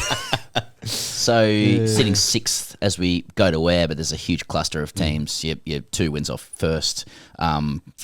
GWS have been so strong for a couple of years, and very a very good shout for being there on the on grand final day and getting the business done. It hasn't happened yet. I don't really know how to ask, but is there any sense this year that there's something different, or is it so process driven? That you're like, I've been around the block so much, I can't control everything. I just have to play well, and we'll see how we go. Yeah, it's a really boring answer, but there is an element of that. I think things that we've, for the third year in a row, we've won 6 or 7 games in a row. Last week against your mob, we kicked 9 goals in the third quarter and really turned the game around, and that doesn't happen very often. And so I suppose there's an element of being able to, or having that gear, not that we want to rely on it, but having that is nice, and maybe that's different to other years. But last year we had a really good back end of the year. We finished top 4, and then we lost 2 finals in pretty horrific fashion. So it's hard for me to say if this year is going to be different. And literally there's just there is only a month left in the season, but that month is so pivotal and could really drastically influence what our finals campaign, if that even happens, looks like. So I don't want to go the early crow on that. Yeah, I mean, what are you meant to say? Yeah, it's different this year. We're going to win. Yeah. Lock it in now. Yeah. I'd love to think so, but who knows? Can I ask on that point, because you mentioned how it went down last year. You're 44 points up against the Lions, right, in the semi. They then beat Geelong, then they make it into the final, obviously, and just carve up the Swans. But in the Swans game as well, you're up by 20 plus at three-quarter time as well. So what do you learn about for the finals experience? Is it it's so finite? You can be a great team, but if you don't get it right for a couple of moments in the finals, it's just gone. And then great players might only win 1 premiership. Is that the sort of feeling coming away from the finals last year? Yeah, it is. It is about moments mattering. We went. Being a part of the leadership group at the club, we as a leadership group, and I suppose as a whole squad, but particularly the leaders, reflected on that final series and watched it back as to how can we be better? Because at the end of the day, we are the ones who need to be influencing the outcome of that. When I know they say that momentum isn't a thing, as in it's not actually quantifiable, but it is a thing. And I think everyone, if you've ever been in a screaming stadium, I'm sure you can feel that momentum, is either with or against you. And in that moment, I think as leaders, and as I said, as a whole playing group, particularly the leaders, we probably just weren't good enough at trying to arrest that momentum, trying to still play how we want to play. We sort of went away from that a bit. And so that was that was tough to sit through, because you see that's definitely an opportunity gone wanting. Yeah. And you understand maybe we'll never get an opportunity that good again. So that sucked, but you also learn from that. And I think this year we've gotten better at doing those things, albeit it hasn't been in a final yet. But we've gotten better at arresting and sort of changing momentum. So, it sucks to it really did suck to go through, but I think we're better for it now.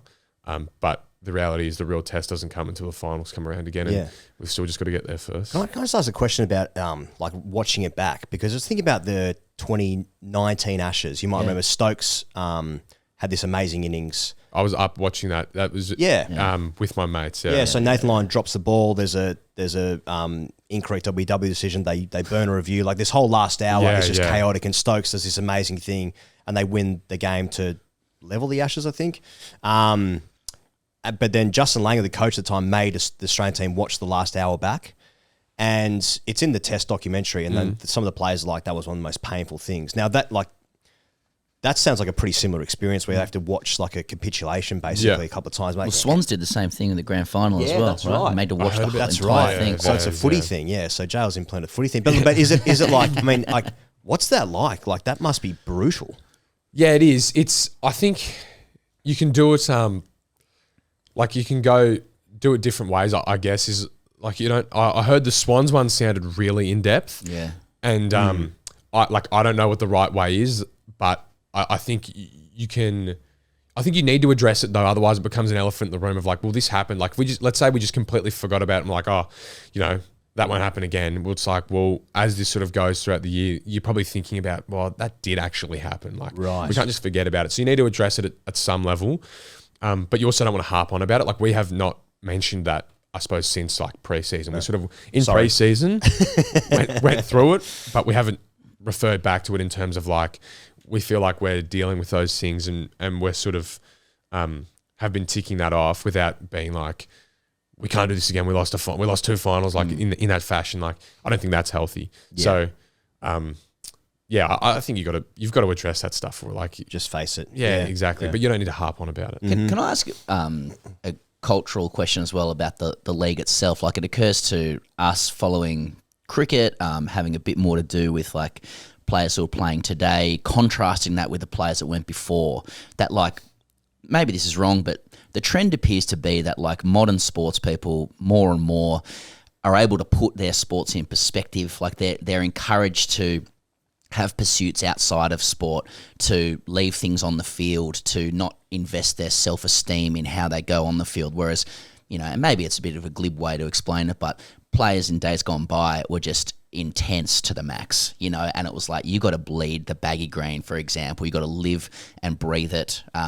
It becomes a status symbol, really. The more you love it, the angrier you get with it, the more determined you are. Is that I'm not sure if that's the case in Aussie rules. Aussie rules is always, or the AFL in particular, has always struck me as a super intense culture, like particularly in the fitness arena, on the track. Are guys like as intense today, do you think, as they were in yesteryear? Like, when you hear some of the old boys come in, maybe GWS don't have as many old boys, right? But like, do they speak the same? Like, is there a difference between how the old boys speak about the game and then maybe what the modern player thinks? I think there definitely is. But I think, like, I suppose there's like the duality of it is that, like, you're right about particularly the fitness thing. Like, the demands of AFL are so extreme that you do have to train really, really hard. Yeah. And you, like, that's just the reality. Like, to be fit enough to run around out there at the speeds that you need to, and you have to train really hard in preseason. I personally have always, like, and I probably would credit my family with this, is that I've always kept football in a reasonable perspective, and understanding that, like, yeah, you articulated perfectly, Pez, about like not tying up your self-esteem with like, if I get a kick on the weekend, I'm a good person, or like I like myself, whereas I don't get a kick on the weekend, I hate myself. That's a really roller coaster way to live your life. Having said that, I'm also really competitive, and I love football. I love my job. I'm really grateful that I get to play football for a living. But I'm also super competitive. So like, there is part of like, I could sit here and tell you, like, it doesn't really matter, you know, how I play on the weekend. I love myself, or like, but I'll also, if I don't, there'll be a feeling of me like I wish I performed better. Yeah, of course. And so I feel like to some extent that is just sports people in general. But I also think not only is it just players now have that understanding of like not tying up your self-esteem with how you perform so much, but it's also been really pushed like by coaches, in like coaches coach differently to how they used to. There's a lot more emphasis on like building like cultures of you as a person more holistically than just like, we only care about your footy here. Because I feel like that was the other part, is that like, as long as you rock up here, from the hours that you're here, you are fully committed to football. What you do outside of that, I don't care. There's a lot less of that now, which I think again is better, that we're looking after people holistically. and encouraging them to live healthier lives. But I'd be lying to you if I said that, you know, how I perform or how I'm performing doesn't have some impact on me. What did you make of Danger having kebab on the sideline the other day on the bench? See, it's funny because that actually is perfect post-game nutrition. Like genuinely, like Get the carbs in. Exactly. Yeah. Get that sort of stuff in, like whether it's pizza or gyros. Yeah. I thought it was funny. Yeah. But I know some people are like, he's taking the piss, you know. Yeah, I don't know about. I mean, again, those are probably people who are taking themselves too seriously. Right. It's just like, yeah. We all know that like whether he does that on the bench or does that in the change rooms, like that's happening. Yeah. Who cares if it's out on the field? I guess. Yeah. I don't really feel that strongly about that. Sort of stuff. No. Speaking of off the field stuff, it's my understanding that you prepare for training by listening to history podcasts. Would you consider yourself a history buff? I understand you're a Rest Is History fan. Yeah. As well. Have you got a favourite era of history? Because Sarah told me that you were once imploring her to listen to a podcast about a benevolent Singaporean dictator that fixed up their society. Lee Kuan Yew. You can go and no, I'm serious. You can go and look at that. That one's I actually, and I like my grandfather as well is a big history buff. So I've spoken with him about that. What's funny about that is though that actually wasn't off a podcast. I saw that on TikTok. Someone did like well, you can learn history very well. Well, that's what's funny is like that's what people are like. But it's your algorithm. So whatever you interact with, like I'm interacting with that sort of stuff, I suppose. And like could be worse. I saw a really long format. Like it wasn't. It was a really long format TikTok on that. Long form TikTok. No, that's what I know. But like people can now, minutes, well, you can now put up like 10-minute videos on TikTok. Oh, nice. Right. But anyway, so We can someone immerse just like in it. Put the kettle on. yeah. Someone had I heard you're studying law. That's going to be hard. Yeah. Anyway, so stick with the Singaporean dictator. Anyway, I just saw that on TikTok, did a bit of research, like looked into it, and anyway, yeah, I thought that was just a really interesting but unique and probably not repeatable case study.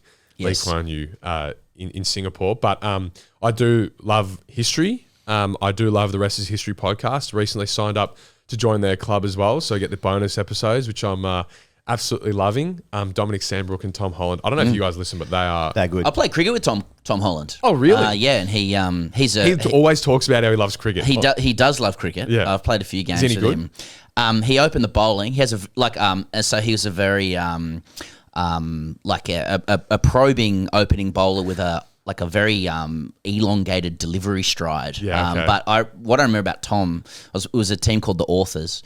So there's a lot of guys who are like super well performed in their field. And I remember Tom, he loves his cricket like deeply, and then at the innings break he then wrote an article for some like major website about the issues with the Yazidis. So like and like these guys are so intelligent. Yeah. I think they're coming to Australia doing their I've live show. bought tickets to their He's show going. already. Yeah. In Sydney at the Opera House. I'm really excited for that. Well, Tom did I think he did he wrote an article about whether Jesus Christ played cricket. I'm super keen to I'd love to get him on just to go through that. Yeah, that would Jesus be great. Christ in grade terms. He's in twos. Yeah, he picked a couple of 2s and 3s players. Yeah, as Judas was disciples. in one, so He it was a picked he nightmare. picked an 11. Yeah. It doesn't surprise me he wrote that article because those are two of his obviously great loves of religion and Christianity and cricket. Well, when I first met him, so for people who don't know, Tom Holland is a genius. He's written so many history books. He's one of the leading historians, at least And Spider-Man. And also Spider-Man. But I still remember when I first met him, we're having a net at the Oval, indoor nets, and he asked me where I was from. I said I live in Melbourne. He's like, oh yeah, they just discovered a T-Rex bones in Melbourne. I was like, no one has ever responded that he loves dinosaurs as well. He does. No one's ever he responded does. that way when I said I live in Melbourne. I feel it's funny because I feel like I know him, but you've actually know him. Like I feel like just because I listen to him all the time, I know him. But anyway, the parasocial relationships. It's a thing. But yeah, their podcast is fantastic. I couldn't recommend it higher to anyone. But my favorite, I don't know if I have an era of history. Like his favorite is he loves the Romans and the Greeks. I think Dominic is like sort of like 60s and 70s America. Like he's really tapped in with like Richard Nixon. I know when he's done those. Like personally, I don't find that interesting much at all.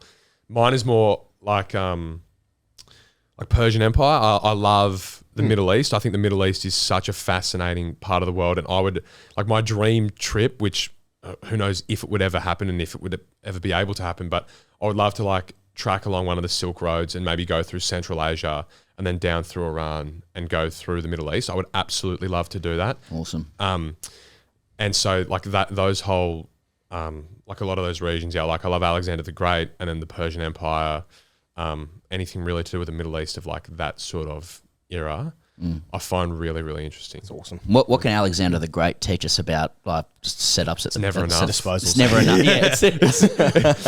As I think you guys have sort of spoken about with like the Australian cricket team as well, it's like it's never enough. Like it doesn't matter how many wins, in what sort of conditions, it'll never be enough.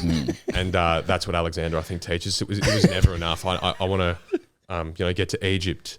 But that's not enough. I now want to go to Iran. That's not enough. I'm going to India. And I think there's like talks that like they found in some of his diaries or something that he was then planning on going further east as well, before he then passed away. So yeah, I think that's one of the great takeaways. It never actually is enough.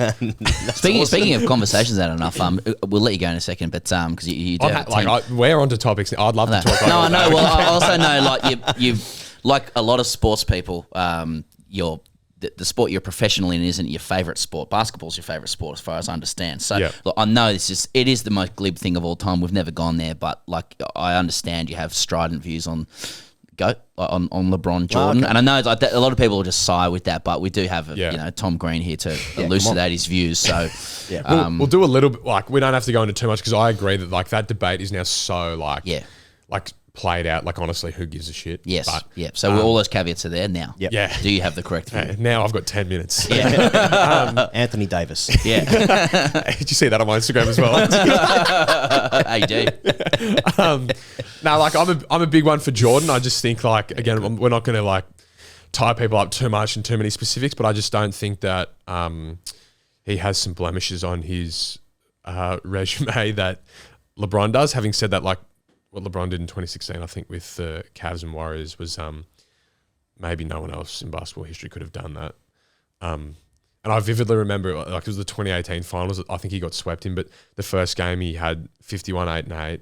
And that was when J.R. Smith had the one where he should have just shot it and he ran it back out. And I was watching that, like I vividly remember watching that at school at lunchtime with all my mates around a phone and just being like, fuck, this guy couldn't have done much more, could he?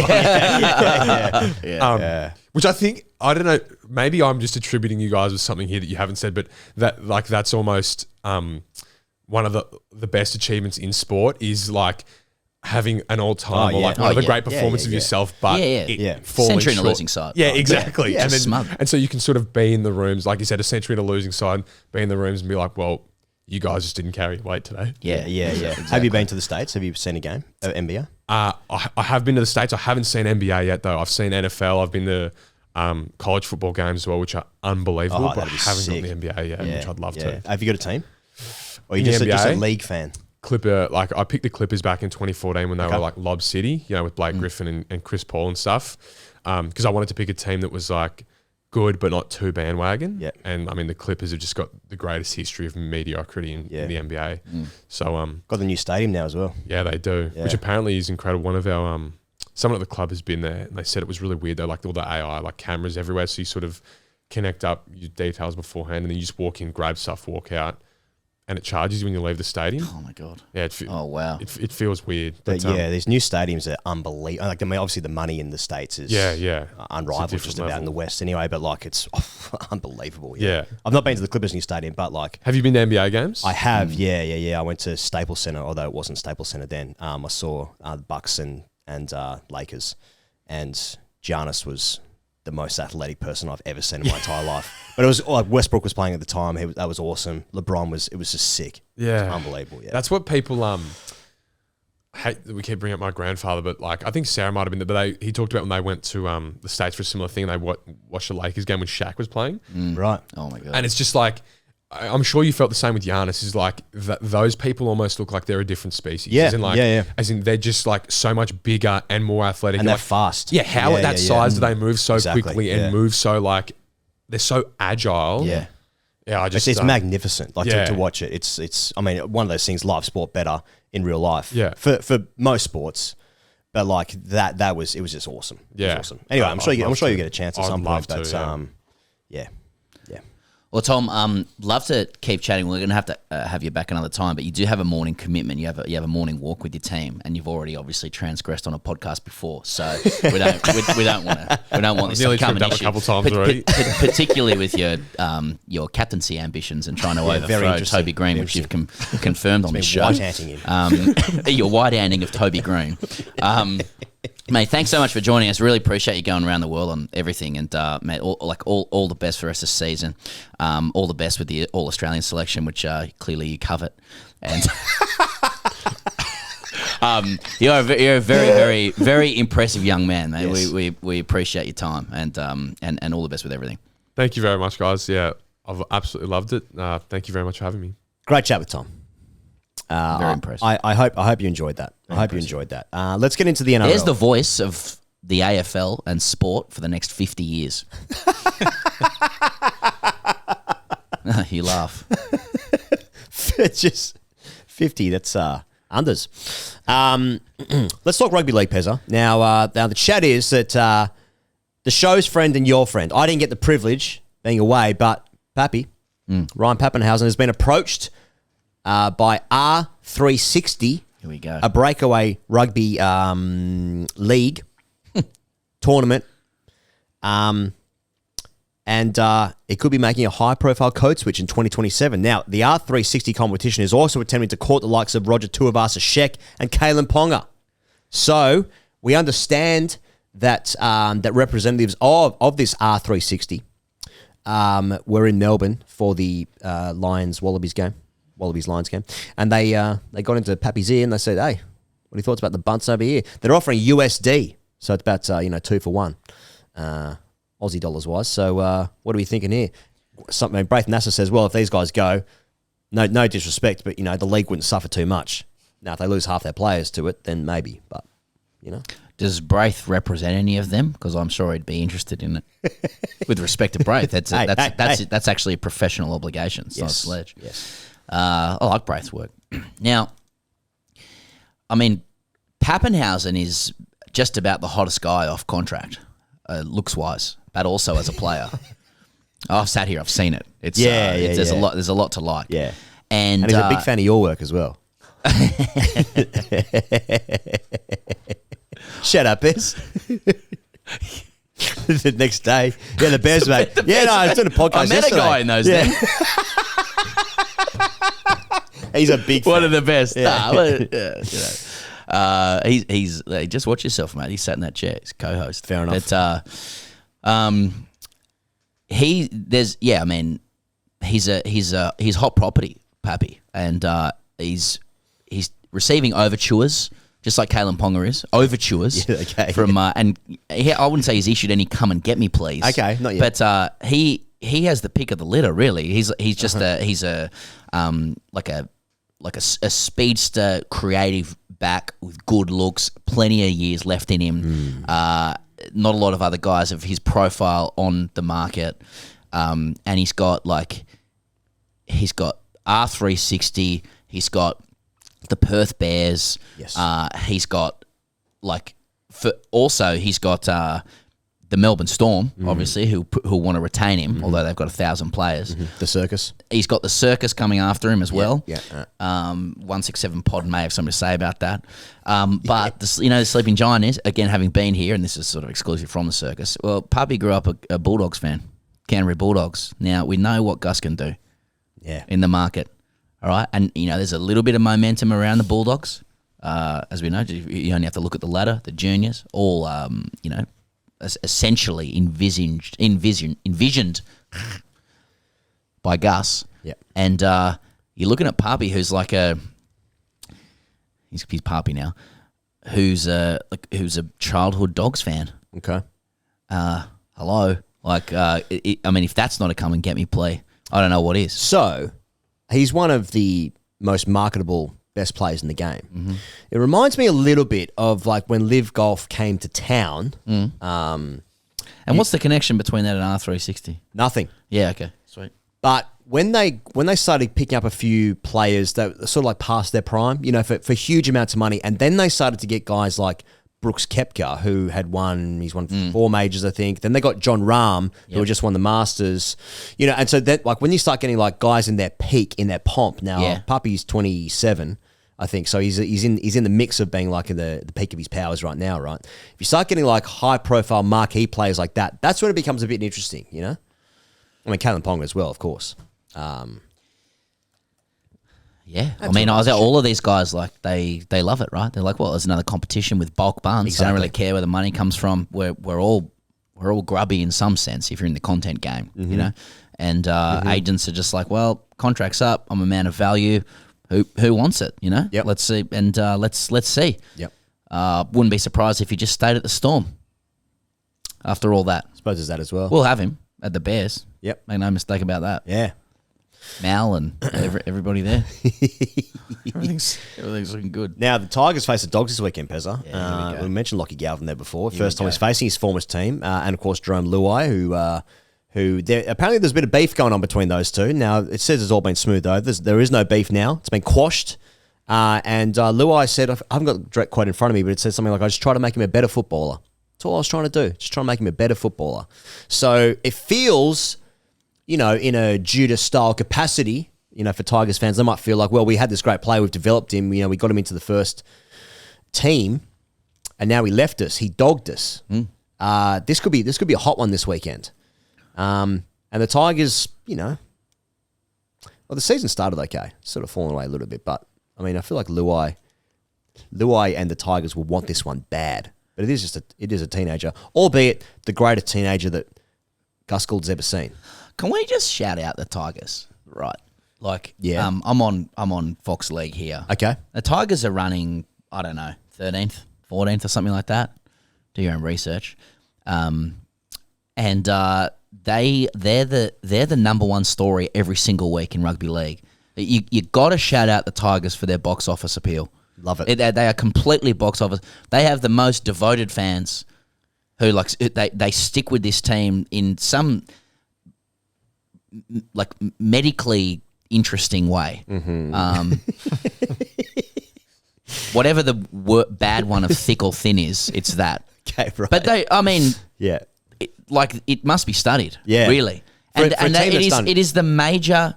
They are the major talking, but they are so box office, these guys. I'm serious. Yeah, they're great. They had a full house at Leichhardt Oval Sunday 2 p.m. against the Titans. The worst game of rugby league we've seen this century. Yeah, seriously. Yep. I think I was one against Souths I saw at Leichhardt Oval, which might have rivaled it about 15 years ago. Sure. So it's a shout out to them. And now, the major story in league is like they're up against Galvin again, who just dogged them because he's like, I just don't think I'm going to become a good football player here. Yep. And I've had to weasel my way out. And probably reflects poorly on his character and his agent. Oh, well, you know, he might go on to bigger things. So be it.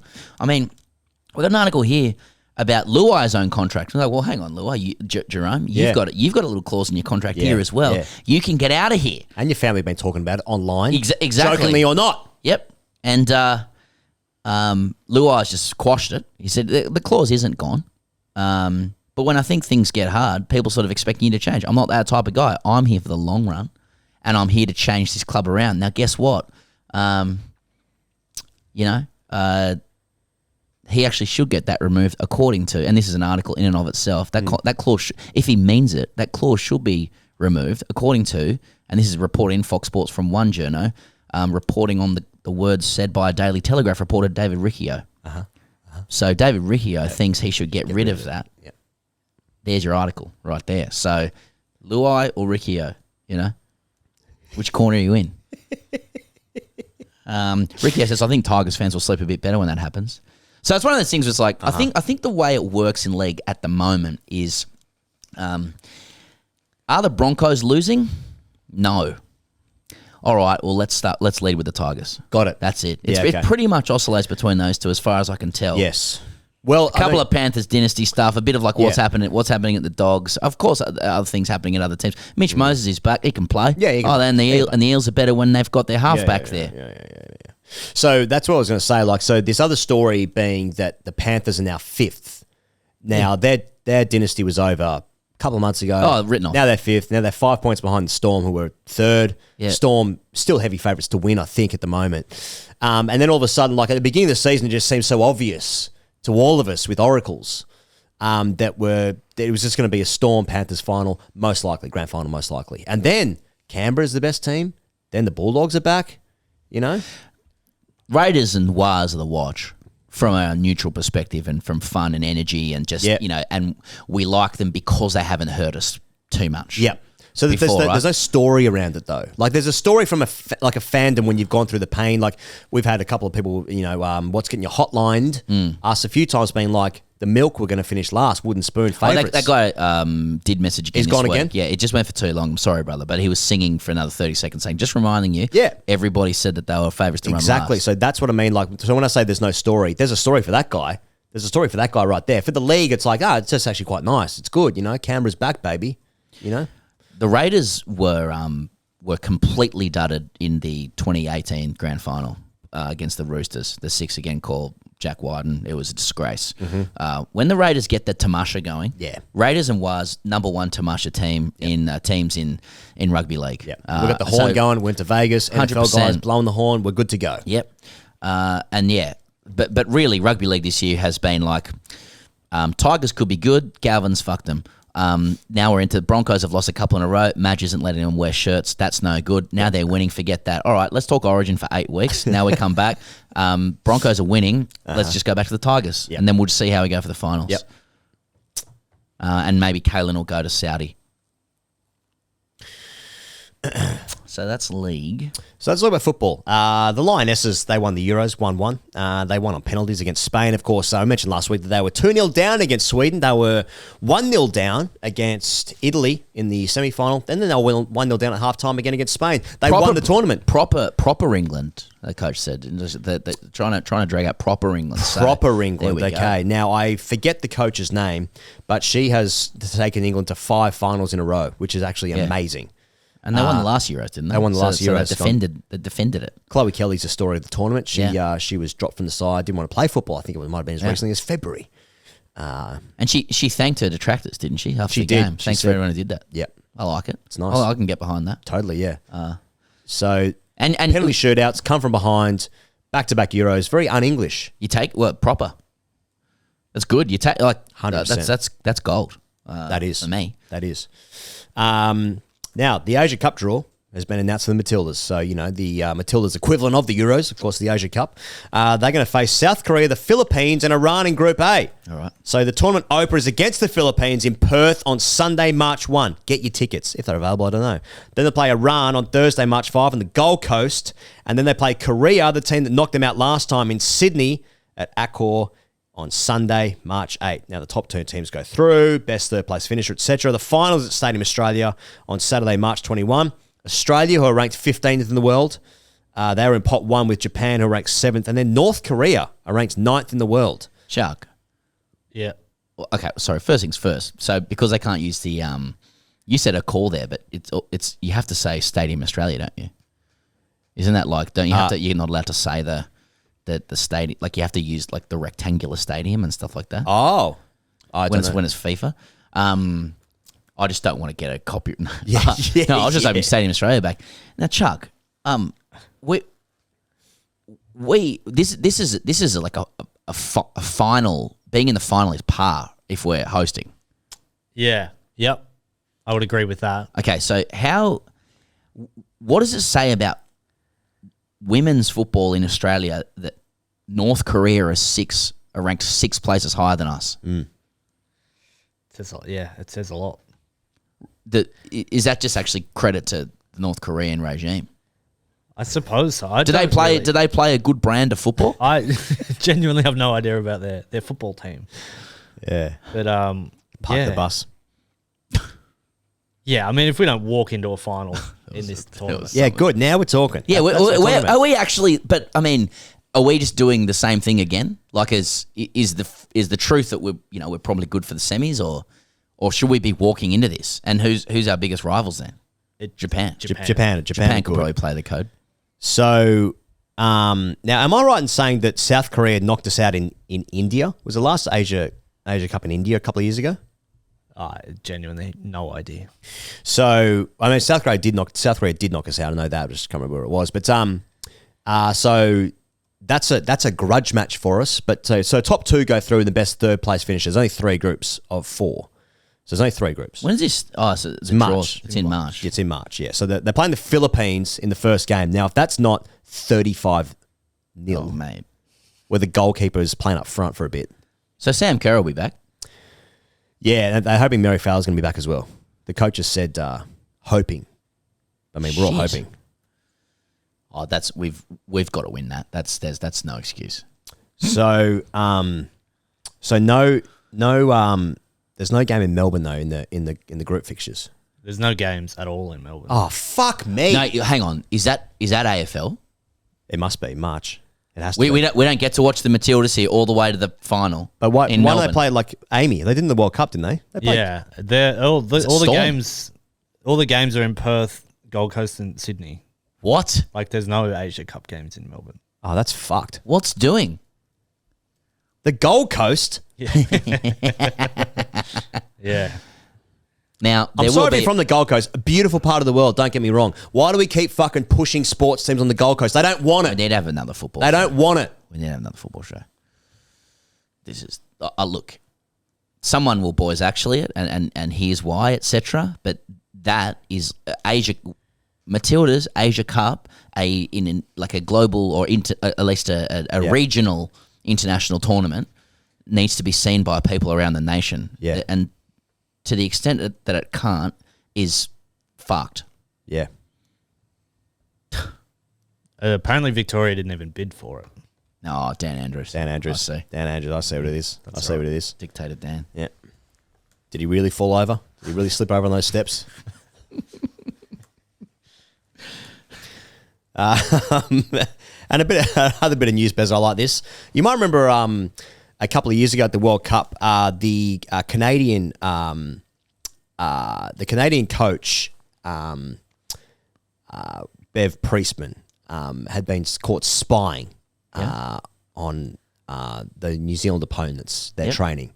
Now she's coaching the Wellington Phoenix on a 2-year deal. Okay, and I am all for that. Yeah, nice. So she was handed a ban. A 1-year ban after the Olympics in Paris. Yeah. And now she's back coaching Wellington Phoenix. Okay. So I think more drones. Yep. I'm good to go for that. Nice. Now, hottest thing of the week, Pezza, the swimming. Sweet. Swimming World Championships. Yeah. Yeah. An hour and 45 into the show. Let's put it at the right spot. Now, I'll tell you what's been my favourite part of it. Matt Thompson back on comms. Thorpe, Titmus in comms as well. And it's fucking good to go. Nobody sets it up better than swimming in terms of how it hits the spirit. Now, if you want to watch this in Australia, it's on 9 now. You can catch up with it. And I would recommend starting with the relays. The 4x100, the men's and the women's, they absolutely did the business. The women's was very, very exciting.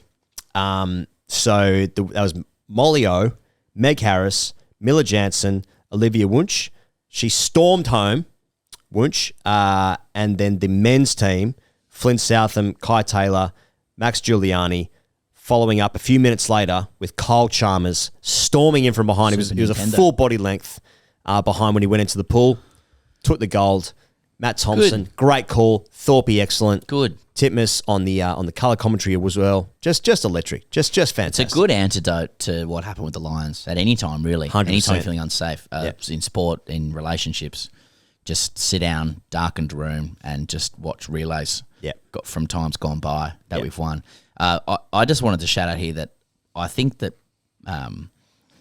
Aussie swimming kit is slept on.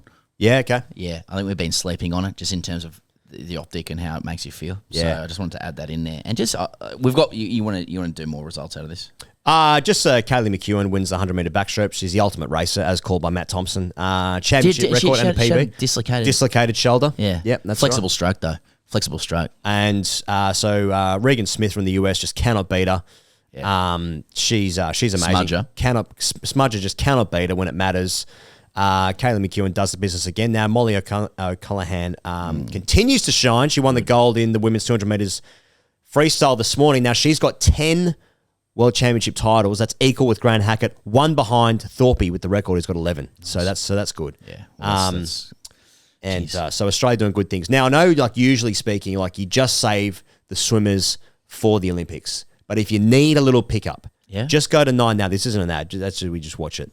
You just go there and you just feel some patriotism, some pride. You recognise the names, and it makes you feel good about yourself for a moment. Plus, the commentary is absolutely fantastic. Yep. So sugar Nice. hits. I like it. Deliver it. Positive. Anything else you want to say?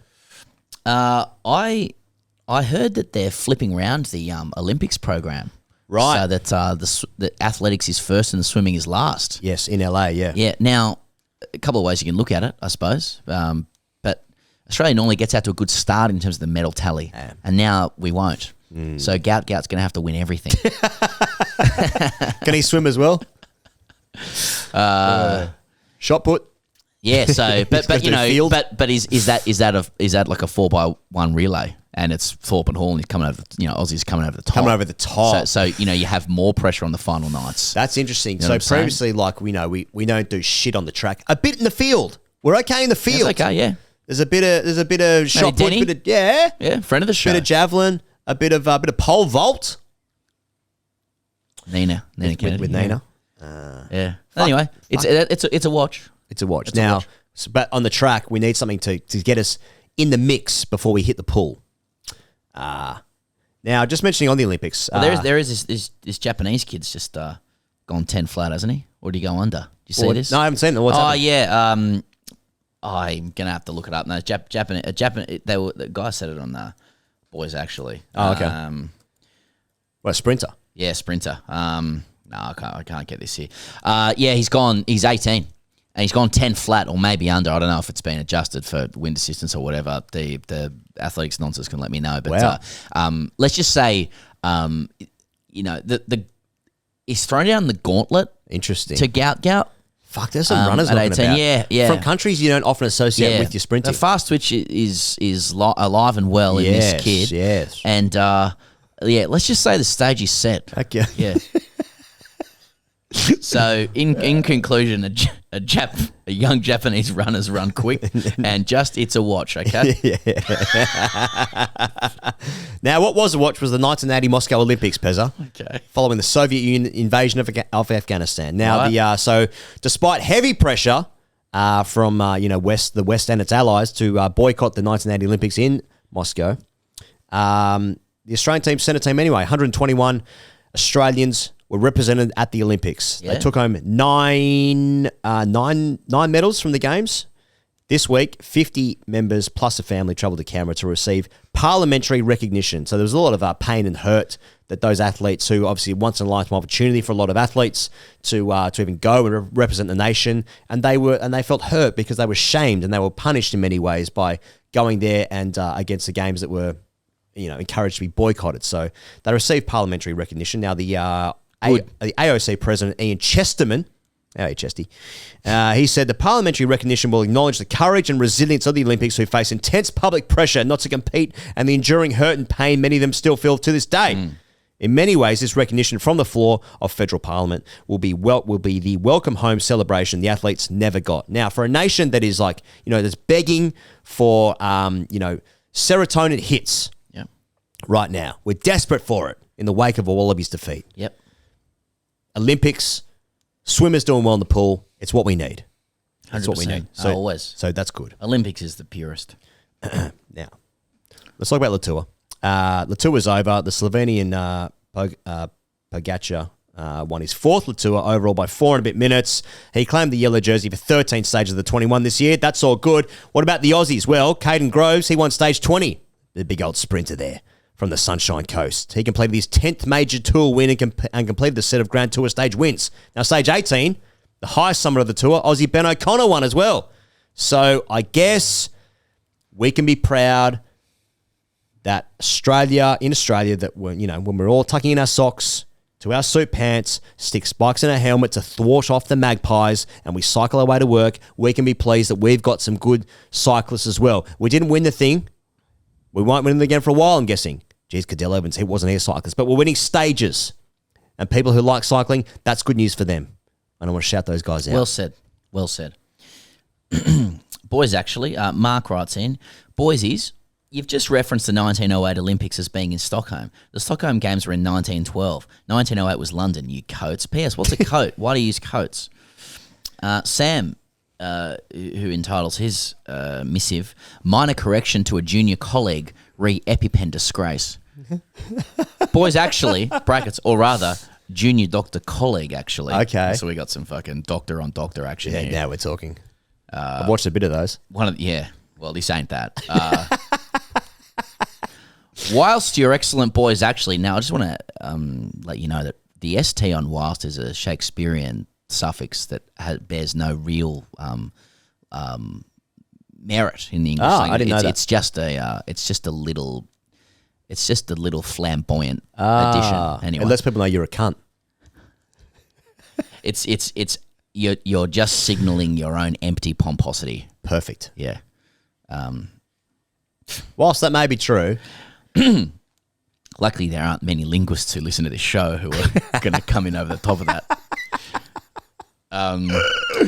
Whilst your excellent boys actually from last week's The Circus, and he's italicized The Circus. So the guy's like, I'm in correcting everything, I'm going to be linguistically perfect. Oh, he's an author as well. Yes. Episode vis-a-vis what can only be described as, quote, Higgos' poor medical knowledge and your subsequent explanation of adrenaline and insulin was greatly appreciated. I do need to provide a minor correction. Yeah, do you? Needs doing a lot of heavy lifting there. Specifically, EpiPen is a brand of preloaded adrenaline auto-injector that contains 300 micrograms, not 500 micrograms, of adrenaline. The newer brand, Anapen, has 500 micrograms, but these are not to be confused as their appearance and method of administration are slightly different. Keep up the good work and the never-ending pursuit of new medical information with which to seemingly impress those around you with. Yours sincerely, a more senior, brackets GP, member of the medical fraternity who played a bit of third-grade Western Australian suburban turf in their early uni years. So doctor on doctor stuff. He's heard it. The junior he's heard junior doctor. The ears have pricked up, and he's like, "How can I get on top of him here?" And he said something we've all forgotten already. Now, medically speaking, your ears actually can't prick up.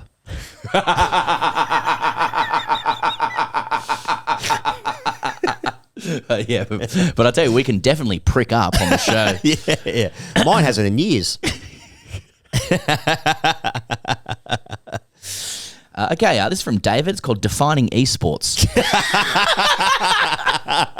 Boys,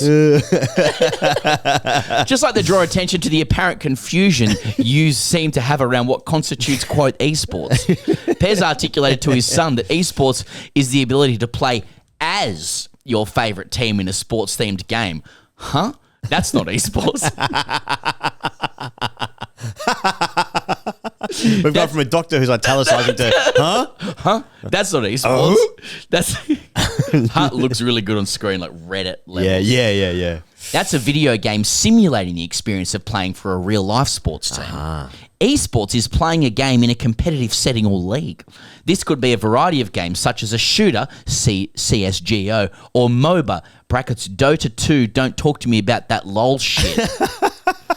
But does include sports games. This is probably confusing for people who usually play their sports in the meat realm, brackets as opposed to the virtual one. But the core difference is that it needs to be an organised event. It's not just logging on to play ranked matches. That's more akin to playing pickup basketball than a tournament. But yeah, making an NRL team of one Harry Grant running at 13 Spencer Lenius, I really hope you can do this in the new NRL game, is not esports. That's just my fantasies. Yours sincerely, a former grassroots Team Fortress 2 competitive player whose teammates included several 14-year-olds and one guy who could turn on his mic and rip a bong between rounds. Shout-outs ex nihilo. Stringers. I insert half of that. Half. Okay. Ellery just has a question about cultural continuity advice post-game showers. Now, showers is normally the realm of your TGCs, but Okay. let's just see. Okay. Boys, actually, what I'd like to understand is your perspective on the foundational elements that can sustain a post-game tubbing culture within an amateur club, no matter the code. Okay. Wins are obviously crucial, but not always guaranteed. Hot water is much the same, particularly in away sheds. I found the communal body wash or Garnier Fructus encourages a bit of participation, but it isn't really moving the needle with the shower avoidant and capricious youth. Cock stuff isn't really my forte and seems a fine line to walk given recent communiques.